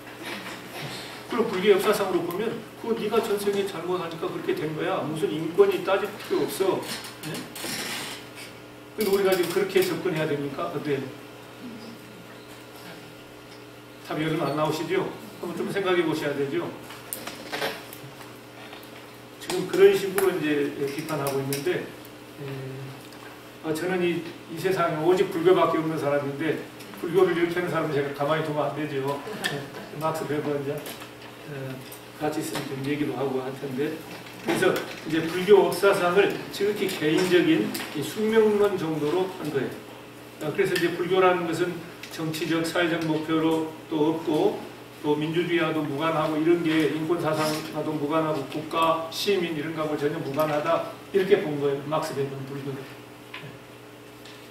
그 이제 상당히 조금 불교를 조금 아직 이제 밑에 아직 좀 덜 성숙한 좀 부족한 그 종교로 본 거예요. 그래서 불교 업설을 지극히 개인적인 숙명론으로 오해한 데서 비롯된다 했는데 자, 제가 볼 때는 그렇지 않다. 불교와말로 이런 민주주의의 또 자유와 책임을 얘기하는 이것은 특히 업사상에 보면 정말로 이 자유와 책임을 강조하고 있는 겁니다. 자, 172페이지 밑에서 셋째 줄 여기서는 불교와 민주주의의 관계에 대해서 논할 여유는 없다. 다만 불교 업설은 자유와 책임의 원리로서 해석할 수 있다는 점만 강조해야 합니다. 불교적 업은 인간의 자유의지에 근거한 능동적 자율적인 행위라는 점에서 자유사상이 통하고 업보는 그 누구도 어떤 방법으로도 결코 면할 수 없다는 점에서 책임사상과 통한다. 초기 경쟁 가운데는 다음과 같은 성분이 같이 발견됩니다. 허공 속에서도 바다 속에서도 바위 틈 속에서도 피할 수 없느니라. 악업을 행한 자가 그 과거를 면할 수 있는 것은 그 어디에도 없다. 대단하죠. 이게 이런 정도 책임감이 필요하다는 거예요. 그러니까 업설은 사실 한편으로는 자유, 한편으로는 책임. 근데 민주주의는 이 자유와 책임의 원리, 이것을 어떻게 균형 감각 있게 나가느냐, 여기에 이제 승패가 가져 있다는 그런 얘기거든요. 그래서 우리 여러 경전에 불교에 보면은 이런 민주주의의 원리 이런 게 쭉 나와 있습니다. 놀라운 그 옛날에 보면은 불교는 종교적인 진리만 살아가는 것 같지만은 이 세상의 이치에 대해서도 대단한 그 통찰력 이런 걸 보고 있는데 각주 8번이 있습니다. 맨 밑에 여기 아타냐 수타라는 유명한 경전이 있는데요. 여기 보면 마하사마타라고 하는 말입니다. 다 같이 따라서 하겠습니다. 마하사마타. 마하란 말은 크다 아시죠? 마하야는 크다. 사마타는 선출됐다. 이번 6.13 선거 있습니다만은 선출된 사람. 이 사람이 이게 뭐냐면 여러 사람이 이제 그 라자 왕으로 선출됐다. 이제 그 왕을 지칭할 때 마하사마타입니다. 선출된 자 가운데 굉장히 위대한 높은 사람이죠. 이거는 뭐냐면은 일종의 사회 계약서죠. 이건 다른 말로 하면 민주주의 원리예요. 왕이라고 해서 왕권 신수설, 그 신이 내린 이게 아니 불교적으로 보면 이 계약이에요. 마하사마타예요. 많은 민중이 많은 백성이 선출된 위대한 사람입니다. 마하사마타 선출됐다는 것은 일종의 계약 관계에 있다는 거예요. 그러니까 계약 조건을 어기면 왕도 어때요? 물리칠 수 있다는 게 이제 불교 이론이에요. 이게 민주주의 아닙니까? 이게 대단한 불교입니다. 이런 거 보면. 그러니까 이제 업설도 그렇고 이런 게 이제 다른 여러 가지로 보면 이런 자유와 책임, 또 권리와 의무 이제 이런 것들을 강조하는데 오늘날 최첨단을 가고 있는 이런 민주주의 또는 참여민주주의의 기본 원리가 사실은 불교를 쓰레서 비롯됩니다. 이렇게 음미해 보니까 우리가 통시문제 통나고 파시문제 판나다 이렇게만 생각하는 게 좀 다르죠. 불교 업사상이라는 게 부처님의 가르침이 정말 시간과 공간을 초월해서 대단한 겁니다. 이걸 우리가 어떻게 이제 새롭게 해석하고 포장을 해서 우리 현대인들에게 해야 되는 건데 한 5분 쉬는 게 좋겠죠? 네. 죄송합니다. 5분간 주식. 자, 5분간 주식입니다. 마이크 괜찮지요? 네. 이제는 누구 타들 거리가 없어. 그러니까 각자 이번에 잘하십시오. 자, 뭐 어쩔 수 없습니다. 이제 또 졸리는 것도 자연스러운 건데 어쨌든 조금 더 신경 써야 될 필요가 있어요. 그 부처님도 대단히 그럴 때는 엄하십니다. 천안제일 안하율 존재 있잖아. 아니니까 계속 보니까 호되게 뭐라고 했습니다. 너 이렇게 해서 보려고 출가했느냐? 그러니까 이제 너무 죄송해가지고 일주일간을 7일 7야를 눈을 눈꺼풀을 안 하고 계속 그래서 눈이 멀어버렸잖아요. 그래서 그게 계기가 돼가지고 이제 실명을 했는데 오히려 천안을 얻으셨다. 천안 얻으신 걸 얻고 싶으신 분들은 그러셔도 괜찮아요. 그 대신에 육안을 희생해야 되니까. 그래서 이제 부처님도 뭐라고 했더니 굉장히 뭐라고 그러죠. 그러니까 이제 어떨 땐 내가 좀 정신 자세가 잘못해서 이제 이렇게 나사가 풀려가지고 좋을 때도 있어요. 그죠? 어쩔 수 없는 경우도 있지만은, 그러니까 좀 허리 한번 쭉 펴보세요. 그리고 자세에 따라서, 그 다음에 이제 이렇게 허리 펴시고 어깨 힘을 쭉 빼시고, 이렇게 고개를 좀 하셔서, 얼마 안 남았습니다. 한 10분 더 하려고 했더니 원장 선생님 칼 같은 5분만 더 해라. 그래서 이제 제가 5분간 이렇게 하십니다. 그래서 상당히 이제 지금까지 이 세 가지 불교의 이제 의라고 할까 현대적으로 특히 쟁점이 되는 그런 문제들에 대해서 불교 업설 또는 윤회설이라는 게 어떤 의의를 갖느냐, 뭐 의미라기보다는 의의 그런 거죠. 아까 말했지만 올바른 인생관이 아닙니다. 올바른 인생관을 가져야 굉장히 중요한 것이다. 아까 그랬죠. 휴거해가지고 나중에 심판받고 이런 데 잘못 생각하게 돼버리면 아예 갖다 재산 다 갖다 바쳐버리고 자기 식구들도 먹고 살아야 되는데 그런 어리석은 하게 된다고 가장 극단적인 얘기긴 하지만 이 올바른 인생관이 그렇게 중요합니다. 이 올바른 인생관은 불교의 업과 윤회 사상이 우리에게 나눠주고 있는 것이다. 제가 거짓말 친 거 아닙니다. 거기에 대한 증거를 달아가지고 가장 결정적인 이런 부처님 말씀을 제가 인용하면서 제가 나름대로 너무 길어도 안 좋아요. 아주 간결하게 제가 지금 정리되어 있습니다. 또 이 세상에 자유와 평등이 얼마나 중요합니까? 인간 평등의 원리, 또 그 다음에 자유의 원리. 근데 자유는 무조건 무한한 그런 자유는 아니다. 방탕이라든가 막 잘못된 의견이 아니에요. 자유에는 책임이 다르고 권리에는 의무가 다른 거예요. 이게 아니면 민주주의가 안 되게 돼 있어요. 우리 인간은 결코 나 혼자 사는 존재들이 아닙니다. 더불어 살아가는 그 사람들이에요. 그러니까 그런 인간의 조건을 알고 하는 것들이죠. 부처님은 세상을 다 보신 건 아닙니까? 통찰하셔가지고 어떻게 이 세상의 모든 인류가 또는 더 나아가서 모든 중생이 함께 더불어서 복된 삶을 살아가도록 할 것인가. 그게 뭐냐면 지견이 중요하다는 거예요. 불지견. 부처님의 깨달음, 부처님의 지견을 많이 세워줘야 되는데 계시, 여러 계시, 여러서 보여줘가지고 깨닫게 해서 그 불지견을 향유하고 누릴 수 있도록 이게 들어간다는 말은 그런 얘기 우리가 누린다 하듯이 그런 이제 향유하는 면에서 이런 세 가지가 특히 현대적으로도 매우 중요하고 우리가 옛날에 업보윤회 하면은 어디 가서 뭐 기도나 하고 불공만 하고 자꾸 막 일어나는 것이 아니라는 매우 현대적인 의미가 있다라고 하는 것을 제가 이제 원로 교수로서 세 가지로 한번 정리를 해봅니다. 그래서 이제 결론 삼아서 173페이지에 그 마지막 부분 한번 보겠습니다.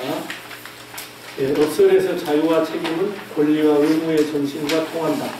불교 업설은 이렇게 자유와 책임, 권리와 의무라는 민주시민이 가져야 할 기본 요건과 정신을 가르쳐준다.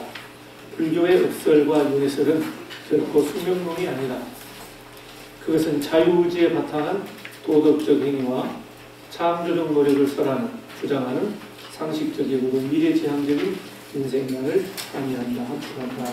그런 말씀을 다시 한번 173페이지 마지막 부분에 제가 정리하겠습니다. 자, 장을 넘기셔서 174페이지에 이제 불교 공업설의 사회적 의의라고 하는 것을 제가 얘기하겠습니다. 제가 아까 불가촉 천민 얘기를 했습니다만은 근대 인도에서 불교 개종운동을 했던 분이 암베드카르 박사 들어보셨죠? 암베드카르 안 들어보셨습니까? 네, 그럼 방금 들으셨죠 저한테?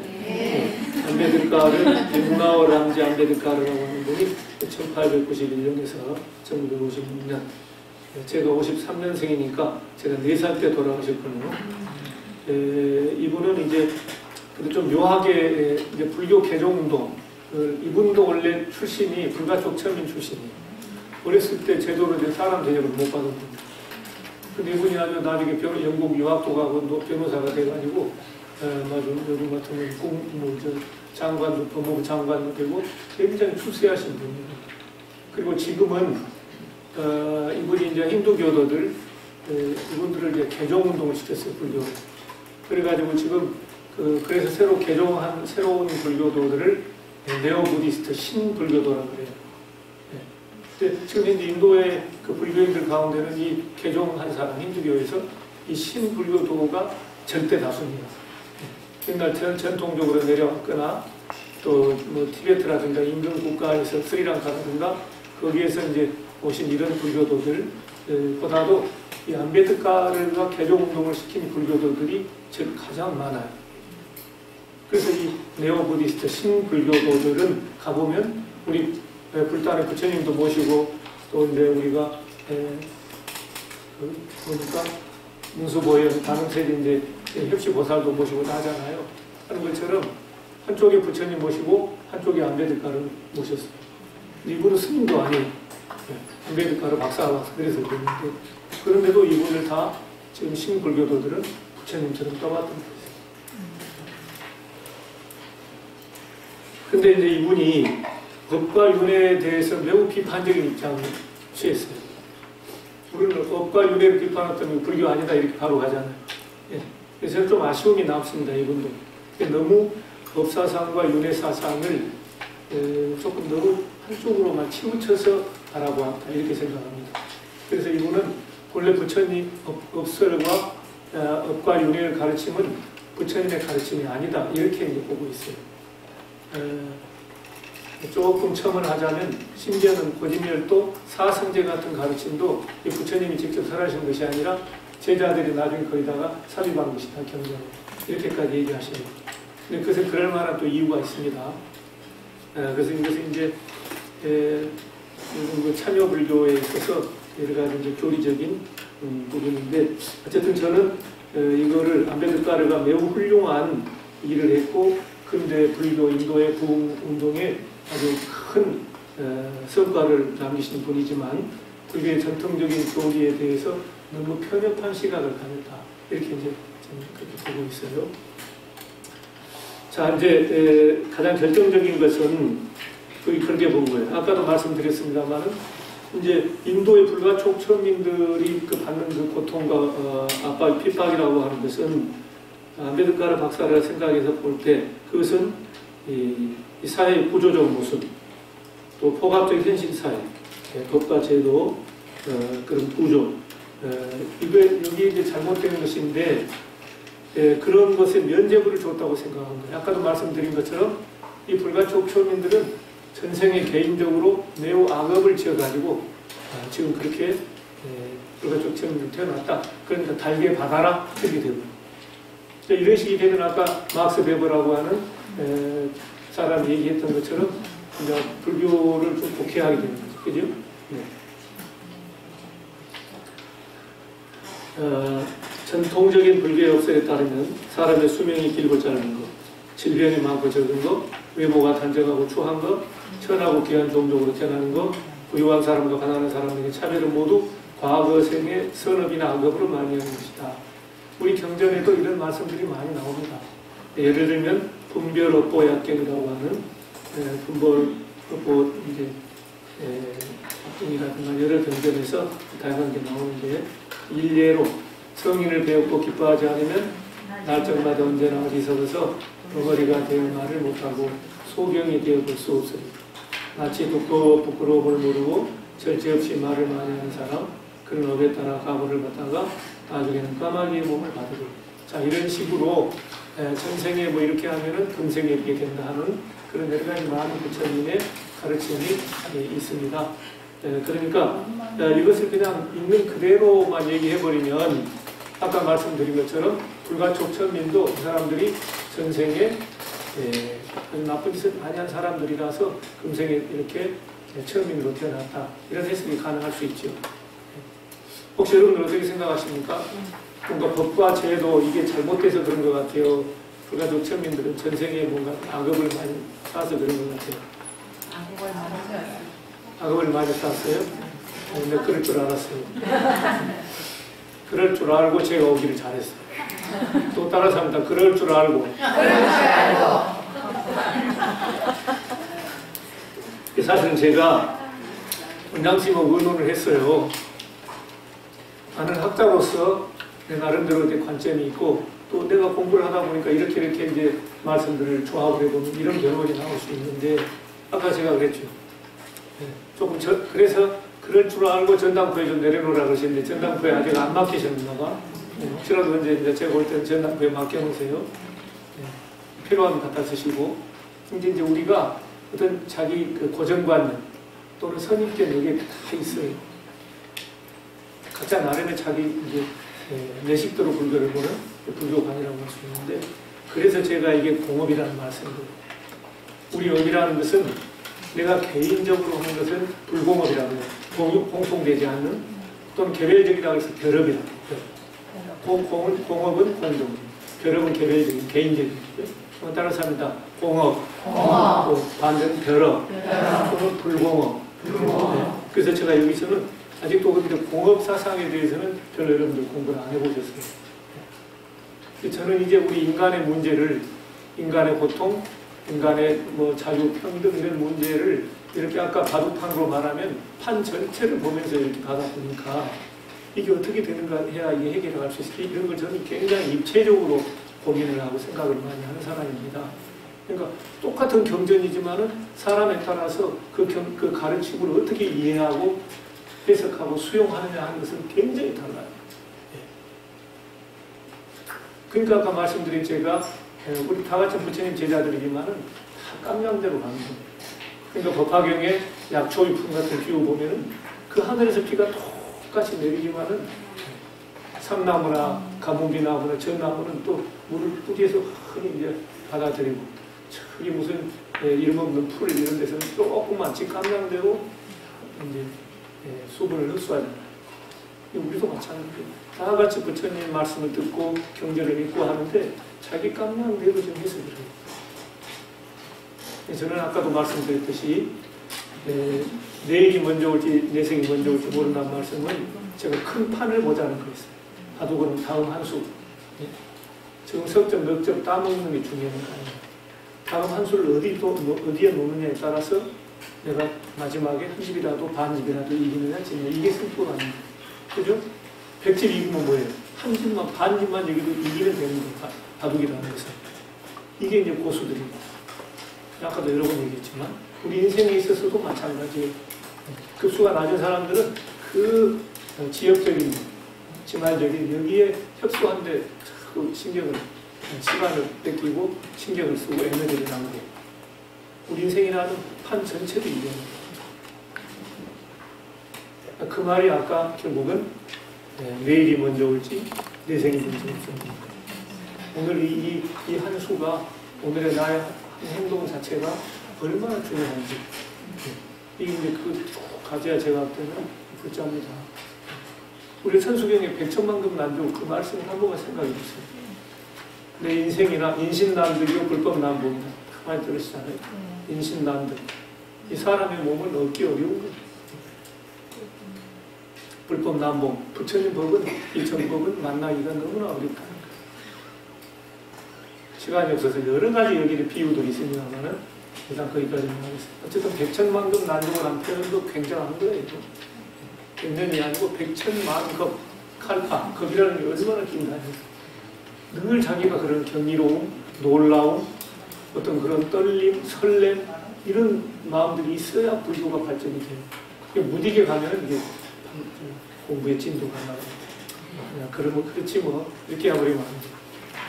그러니까 굉장히 예민하신 분들이 이제 삭발연명, 출가 수행을 하시는 거예요.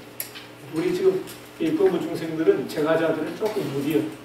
스님들은 굉장히 예민한 거예요. 삶과 죽음의 문제가 하루하루 다른 거예요.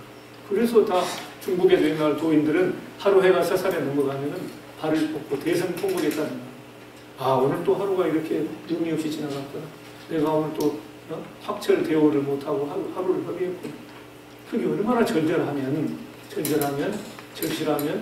두 달을 뻗고 대성통곡하겠습니다. 여러분 그래 본 적 있으세요? 오늘 또 하루가 그냥 가거나 금강경에 보세요. 수고리는다가 부처님 말씀을 듣고 아주 채로 비었고 울고 하시는 거예요. 수고리 손자. 공부를 좀 하려면 그 정도 돼야 됩니다. 정말로 하룻밤을 울어 세워보기도 하고 괴테 선생님이 그랬죠. 저는 하룻밤을 울어 세워보기 뭐 당연히 몇 밤을 울어 세워봤지. 소쩍 세운 산에 올라가가지고 여기 무덤에서 몇동에서 그 비 내리는 공동묘지에서 그런 밤도 보내봤고 했는데 저는 좀 다른 게 하룻밤을 웃어 세워보기도 했습니다. 미천지 않았는데 아마 제가 아직 정신 이상은 아닌 것 같죠. 아직까지 그러니까 너무 염려하지 마시고 그래서 이제 인생은 이렇게 균형 감각이 사실 굉장히 필요합니다. 그래서 제가 지금 이제 여기 공업이라고 하는 이 말씀을 드리는 것은 대부분 지금 우리들은 그게 내 전생 탓으로 많이 해요. 그리고 어떤 분은 그런 얘기를 했더라고요. 우리 한국의 스님들이 윤회 장사를 한다. 조금 말이 심하죠, 이제. 좀 심해요, 사실. 스님들이 방편으로 하시지 장사하려고 그러게 하시겠어요? 근데 사실 윤회라고 하는 것을 좀 이상하게 삐뚤어가지고 자꾸 뭔가 절이 시주도 안 하고 보시도 안 하고 하니까 절은 유명해가지고 보기도 해야 되는데 그런 사람도 많이 들어가잖아요.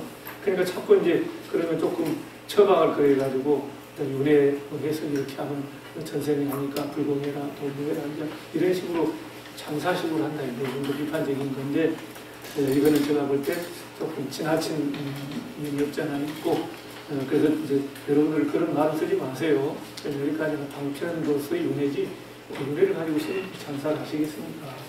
저는 그렇게 생각하지 않고 그러나 이제 불교 지식인들 가운데서는 좀 심하게 세게 말하는 분들은 그렇게까지 말하는 분이 있어요. 제가 여기서 이제 여러분들 감을 잡으셨겠지만 아까 말한 암베드카르, 막스 베버 이렇게 말씀을 제가 드린 게 이제 업이라고 하는 것을 개인 차원에서만 보지 말자. 제가 주장드리는 거예요. 근데 이것을 또 어떤 분들은 오해합니다. 개인 차원을 제가 무시하는 것은 절대 아닙니다. 여러분 다 학생들 아들, 딸 키우실 겁니다만은 공부 열심히 하는 친구가 좋은 대학 갑니다. 그걸 부족 못해. 그렇죠? 공부 절대 공부 안 하고도 좋은 대학 갑니까? 찍기만 잘하면? 이렇게 해가지고 그런 경우는 매우 드물어요. 그런데 이제 조금 더 우리가 크게 보면 그런데 공부 열심히 한다고 해서 저기도 하지만 떨어지는 사람이 있는데 그걸 이제 그 개인 차원으로 보면은 공부 열심히 해야 된다 이렇게로 가는데 우리가 큰 차원으로 보면 어차피 입시 제도가 어떻게 되느냐에 따라서 만약에 우리가 이제 1000만 명이다 그러면은 100만 명만 대학 가게 돼 있어요. 이 제도적으로. 그러면 다른 1000만 명이 아무리 머리를 자만하는 약을 하고 공부를 하더라도 어때요? 1000만 명이 다 들어갑니까? 열심히 공부했다고 다 들어갑니까? 900만 명은 떨어지게 돼 있어요. 100만 명만 대학에 가게 돼 있어요. 그러면 이것을 우리 사회 문제로 생각한다면 어떻게 돼 있어요? 입시 제도를 바꾸죠. 또는 이 세상이 대학을 안 가도 희망을 가지고 살 수 있는 이 세상 여건을 만들어 준다면 굳이 우리가 대학을 가려고 할 거 없잖아요. 재수, 삼수 하면서 그 대학 못 가니까 자살도 하고 이럴 이유가 없지. 그러니까 이것을 개인이 공부 열심히 하느냐 안 하느냐 이렇게만 보면 좀 깝깝해요, 안 깝깝해요? 예? 말씀을 안 하셔. 뭔가 미적지근한 게 있어요. 그러니까 이 세상의 일을 개인 차원으로만 보려고, 불교의 법과 윤회 사상을 개인 차원에서만 보려고 한다 이거예요. 그렇게만 봐버리면 지금 불가촉천민이라고 하는 이런 사람들은 실제로 전생에 해가지고 잘못한 것도 아닌데 이 잘못된 사회 제도, 관습, 법 이런 것 때문에 지금 인간 대접도 못 받고 이렇게 억울한 인생을 살고 있다 이거예요. 그런 사람들을 구하는 것이 그런 자기를 실천하는 것이 불교지. 뭐가 불교겠느냐? 그래서 암베드카르는 거기서 이제 그런 자기 주장을 한 거예요. 그러니까 이제 나쁜 마음은 아니죠. 또 불교를 무지하게 좋아해요, 이분은. 네. 그런데 아까 그런 것처럼 그런 불가촉천민들에게 오히려 뭔가 해가 되고 또 그것을 당연시하는 이런 이론에 대해서는 아주 절대 반대를 하는 거예요.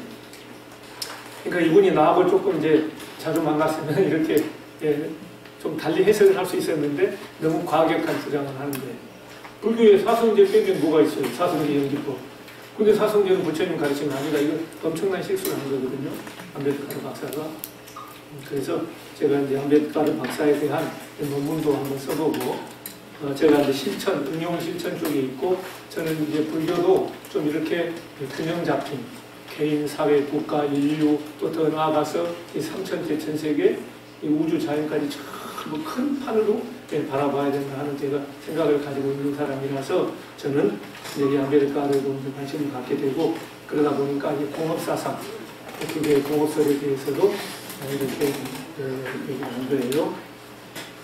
그래서 175페이지 그 중간 부분에 이러한 가르침을 해석하기에 따라 일종의 숙명론으로 곱게돼서 이어지고 있지 않다고 생각합니다. 하지만 근본적으로 불교의 역설은 숙명론이 아니라 불교는 과거 세력뿐만 아니라 현세업도 현실을 규정한다고 생각한다. 자, 우리 현실을 규정하는 것은 과거의 업도 있지만 제가 볼 때는 더 강조한 건 현생에서의 업이에요. 내가 현재의 삶에서 어떻게 행동하느냐가 더 중요한 거예요. 과거 생에 한 것보다 내가 자꾸 반성하고 자기 성찰을 하고 금세게 내가 올바르게 살아가면 그게 사실 70, 80% 결정됩니다. 그러니까 과거의 업에 너무 연연히 할 필요가 없다는 거예요. 제가 시간이 나면은 이런저런 많은 얘기들을 할 수 있는데 우선 좀 거기까지만 하겠습니다. 그래서 거기 175페이지에 경전에 보면은 나의 불법 가운데는 과거의 업도 있고 현재의 업도 있거니와 그대는 그렇지 아니하여 오직 과거의 업뿐이요 현재의 업뿐이 있다. 이 얘기는 뭐냐면 대승열반등에서 자이나 교도한테 하는 얘기예요. 자이나 교도는 100% 과거의 업이 현재를 결정한다고 보는 건데 이 말씀을 가만히 의미해 보면은 부처님께서는 어때요? 과거의 못지않게 현재의 업을 강조한다 이 말씀이 구교에서 대승열반등의 말씀입니다. 자, 그래가지고 176페이지에 보면은 인과라고 하는 것이 어떻게 나타나느냐 거기에 이제 예를 들었어요. 176페이지 맨 위에 어떤 나라 한 사람이 국왕을 위해 원수를 빚고 포상을 받으면 자, 나라를 위해서 원수를 다 물리치고 이제 선과 정과를 올려가지고 보면은 포상을 받지요. 그래 뭐 이제 너 이렇게 하니까 뭐 이제 돈도 주고 땅을 떼든 이 정도는 먹고 살아라 해가지고 이제 옛날에 장군들은 그렇게 하는 거예요. 자, 부처님이 그 얘기가 이걸 보면서 이 사람은 현재 선업을 짓고 현재 즐거움의 값을 받는 것이 된다. 선인 나빠다. 네, 혁혁한 장군으로서 정과를 승리를 이끌고 거기에 대한 자기가 좋은 과보를 얻는 것이 된다. 또 어떤 사람은 국왕의 아들을 사해하고 임금님의 아들을 죽였어요. 그래서 이제 사형에 처해진다면 그런 현재 악업을 짓고 현재 괴로움의 값을 받는 것이 된다. 악인 고가다. 자, 이 이야기를 비유하기보다는 구체적인 사례에 속한다고 보이며 이 사례는 업설에 대한 신비주의적 이해에 제동을 건다. 제가 신비주의 이해라는 것은 내가 전생에 누구였는데 개였는데 내가 또 전생에 소였는데 내가 사람으로 태어났다. 그럼 신비해요 안 해요? 신비 안 합니까? 신비합니까? 갑자기 헷갈리시는 거예요. 정신 바짝 차리세요. 제가 이제 신비주의 그런 겁니다. 우리가 사실은 그게 전생이 있느냐 없느냐 따질 것도 없어요. 가장 결과는 나온 이미 다 여러분 이제 결론 내가 지금 잘하면 돼요. 내가 바른 생각 가지고 내가 최선을 다하면 돼요. 그게 사실 불교 결론입니다.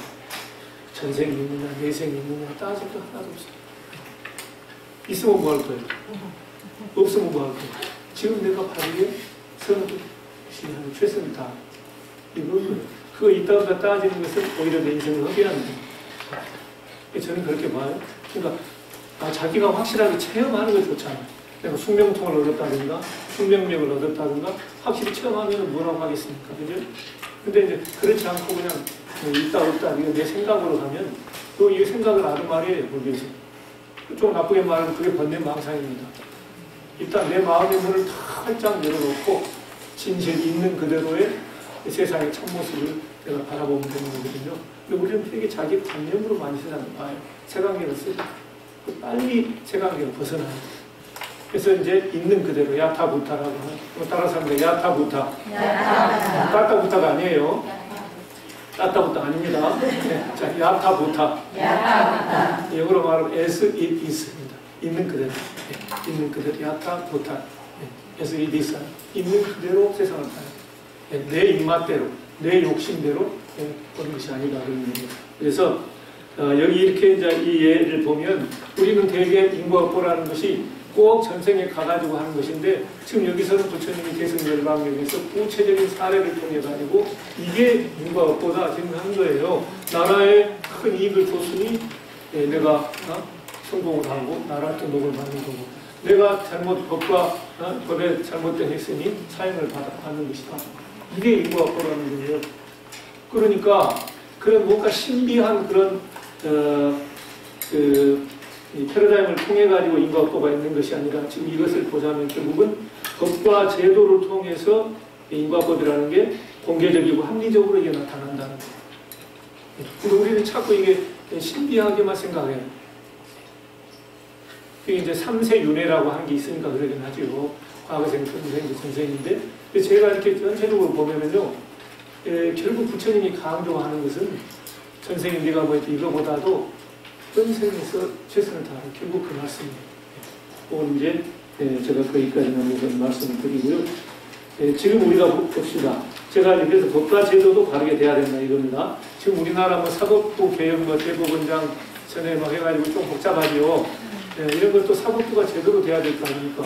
국회의원들도 우리 국민을 위해서 제대로 된 법을 입법을 해야 되는 것이고, 근데 이제 때로는 우리가 법과 제도가 잘못된 경우도 많아요.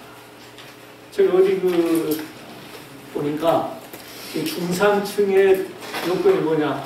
그러니까 프랑스 뭐 독일을 선진국을 보니까요, 뭘 중산층이라고 하냐면 거기에 반드시 들어가는 게 잘못된 제도, 법, 그런 잘못된 사회의 정, 여기에 대해서 뭔가 목소리를 집단적으로 내는 거, 중산층이라고 한다는 거예요. 그러니까 중산층이 아니고 저 밑에 갈수록 그런 데에 대해서는 무관심한다 이런 얘기겠죠. 뭔가 자기 목소리, 이 세상을 향해서 우리가 요즘 말하는 참여민주주의라고 할 수 있어요.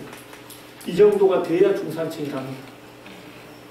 근데 우리나라 보니까 그 속 빠져 있었어요. 우리나라 국민들한테 물어보면서. 그러니까 이게 상당히 중요합니다. 우리는 다른 사람한테 우리의 운명을 되게 맡기잖아요. 네? 민주주의는 뭐예요? 백성이 주인인데 왜 우리 목소리를 내줄 모르냐고요. 아직 우리 불교가 굉장히 약해요. 우리가 잘못된 것에 대해서 우리가 불교인이 집단적으로 함께 더불어서 뭔가 우리 주장을 하고 할 수 있도록, 그렇다고 해가지고 무슨 협력을 하고 전쟁을 일으키고 그런 거 아닙니다. 가장 평화로운 방법으로 지혜롭고 자비롭게 그런 과정이기도 돼야 돼요. 불교는. 그런데 이게 좀 빠져 있어요. 우리 한국 사람만, 우리 일반 전체 국민들만 그런 게 아니라 불교인들은 특히 더 그래요. 그런 의식이 없어요. 이 법과 제도가 잘못되어 있으면 인과법이 묘하게 흐트러질 수가 있는 거예요.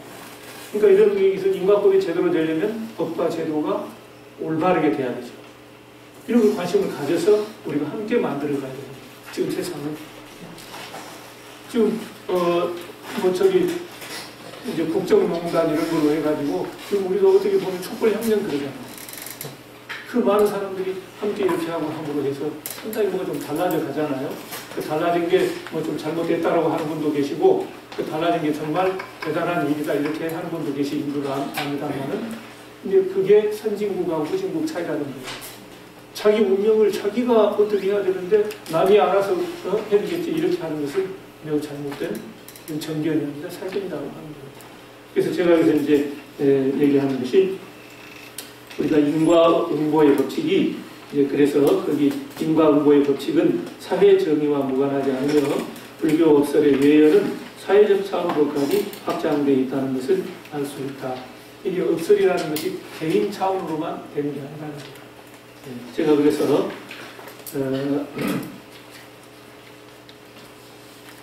예를 들면 179페이지 한번 가보십시다.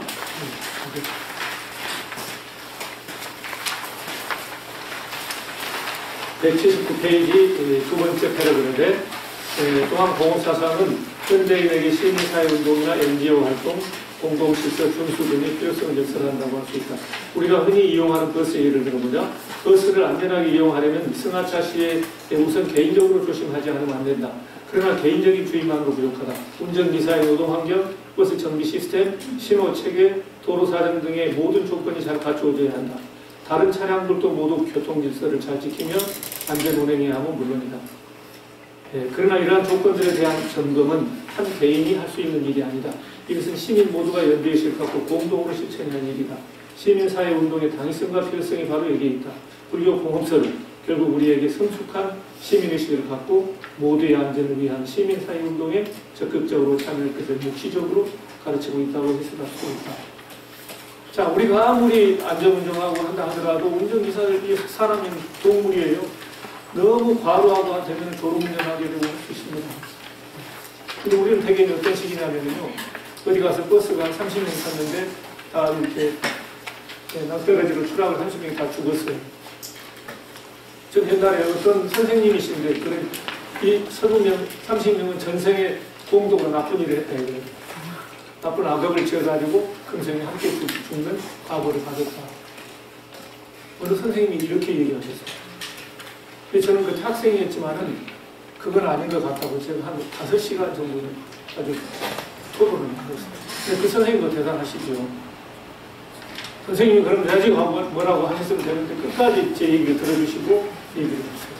근데 놀라운 것은 이분이 돌아가시기 한 1, 2년 전에 경규랑 네 생각이 맞는 것 같다.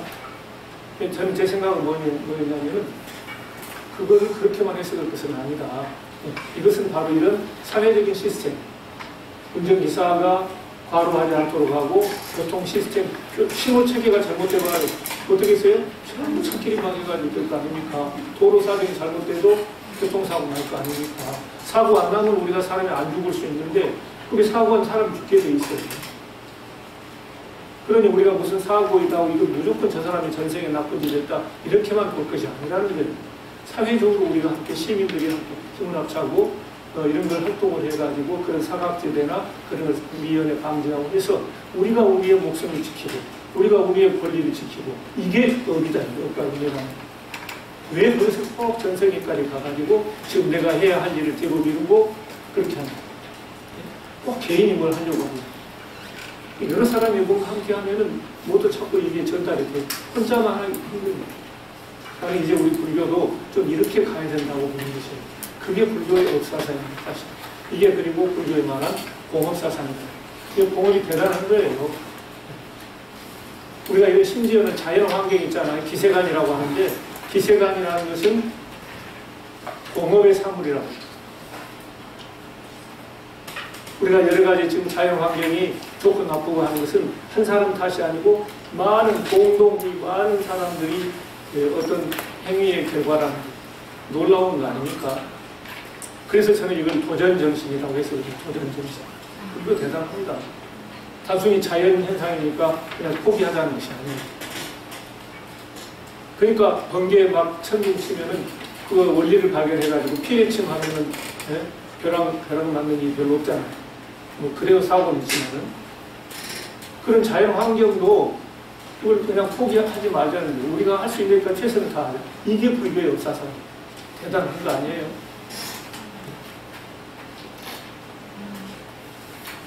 그 기세간이라는 게 많은 공업, 여러 사람이 함께한 까르마, 업의 산물이 기세간이 이렇게 나옵니다.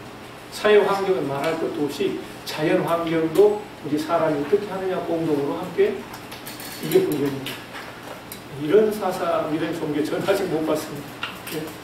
얼마나 책임있게 적극적으로 주체적으로 이렇게 하는 사상이라는 걸 볼 수 있는데 바로 우리가 그런 공업사상. 그리고 요즘은 환경 문제라는 게 어디 한두 사람 가지고 되겠습니까? 우리 모두가 어떻게 함께 노력하느냐에 따라서 달라요. 요즘 미세먼지, 초미세먼지 지금 큰 문제입니다. 그래서 지금 중국하고 자꾸 만나고 우리가 국제적으로 이렇게 노력을 해서 하고 지금 지구상의 모든 국가들이 모여서 환경 생태 문제에 대해서 서로 머리를 맞대고 공동으로 대처해가는 노력을 하고 있지 않습니까? 이런 게 이제 공업이에요, 결국. 이걸 부처님 사상은 2000년, 2500년 전부터 이게 거기서 다 나온 겁니다. 그러니 우리가 이것을 너무 신비적으로 전생 타수로만 돌릴 것이 아니에요.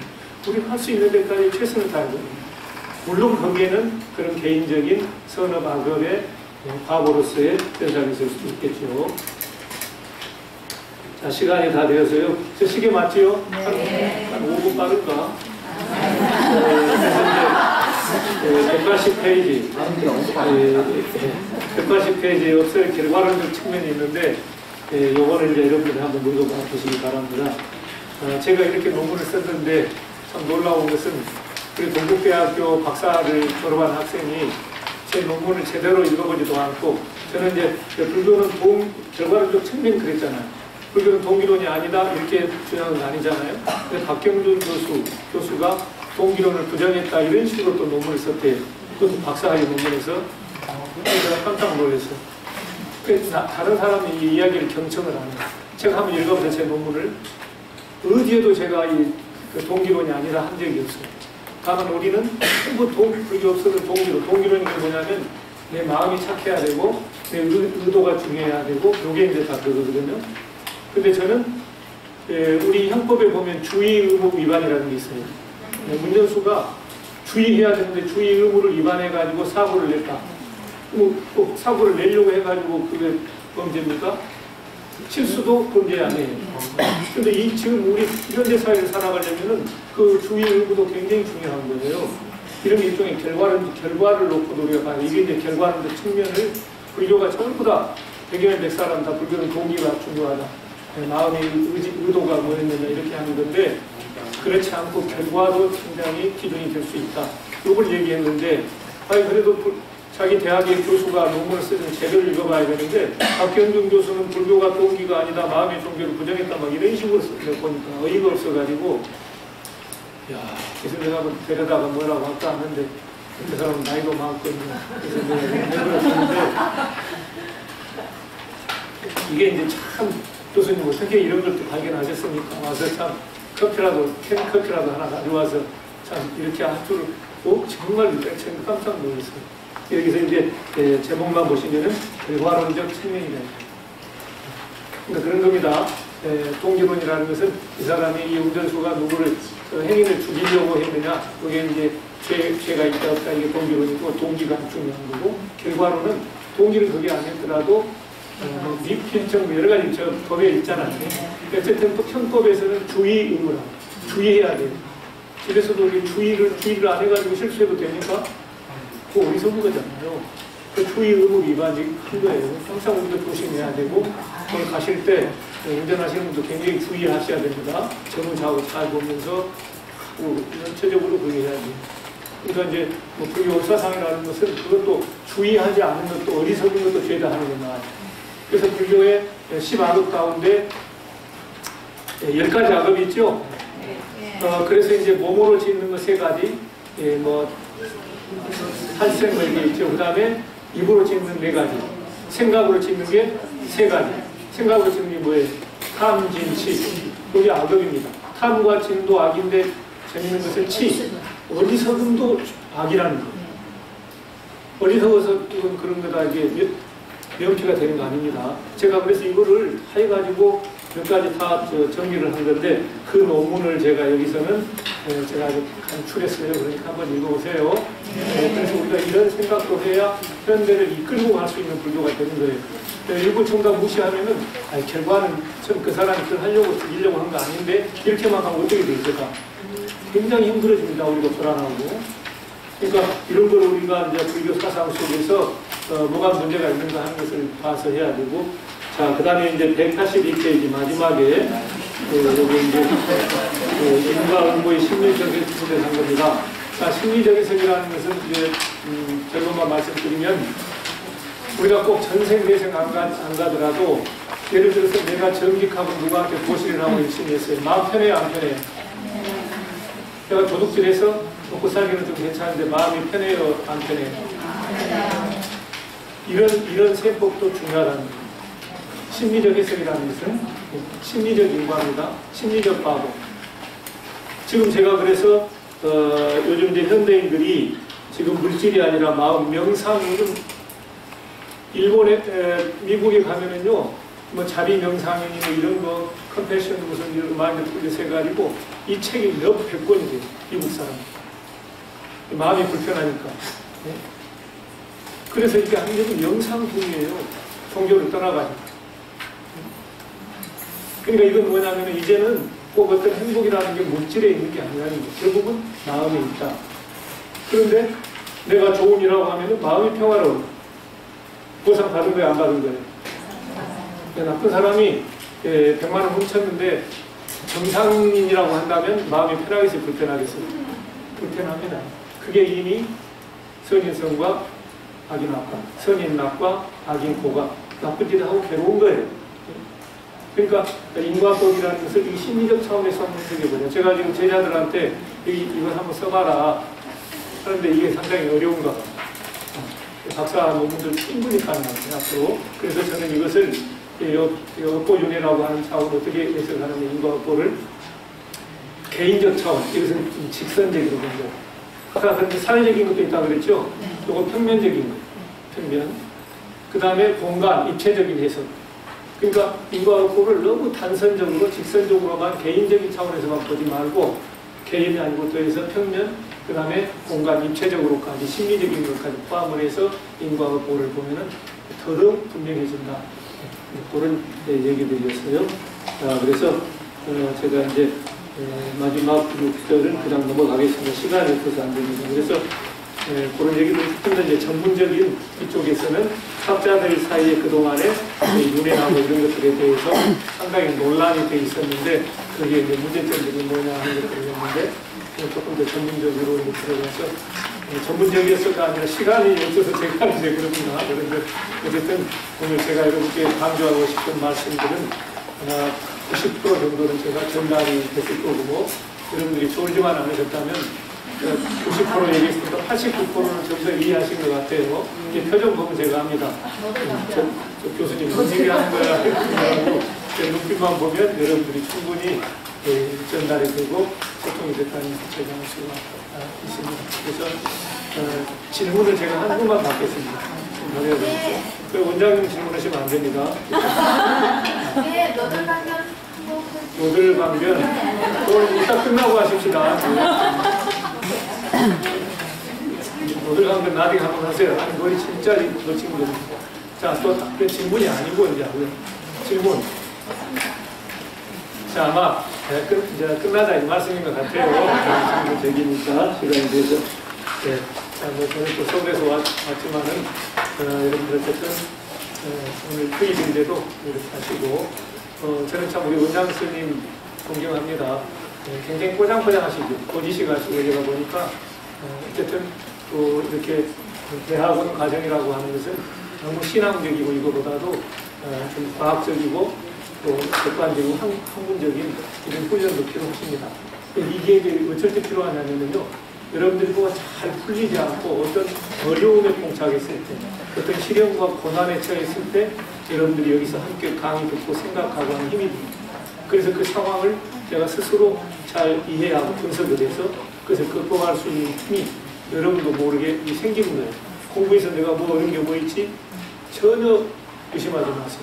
그럴수록 여러분의 판단력, 지혜가 사실은 지식이 아니라 나름대로 그렇게 하면서 내공이 있어요.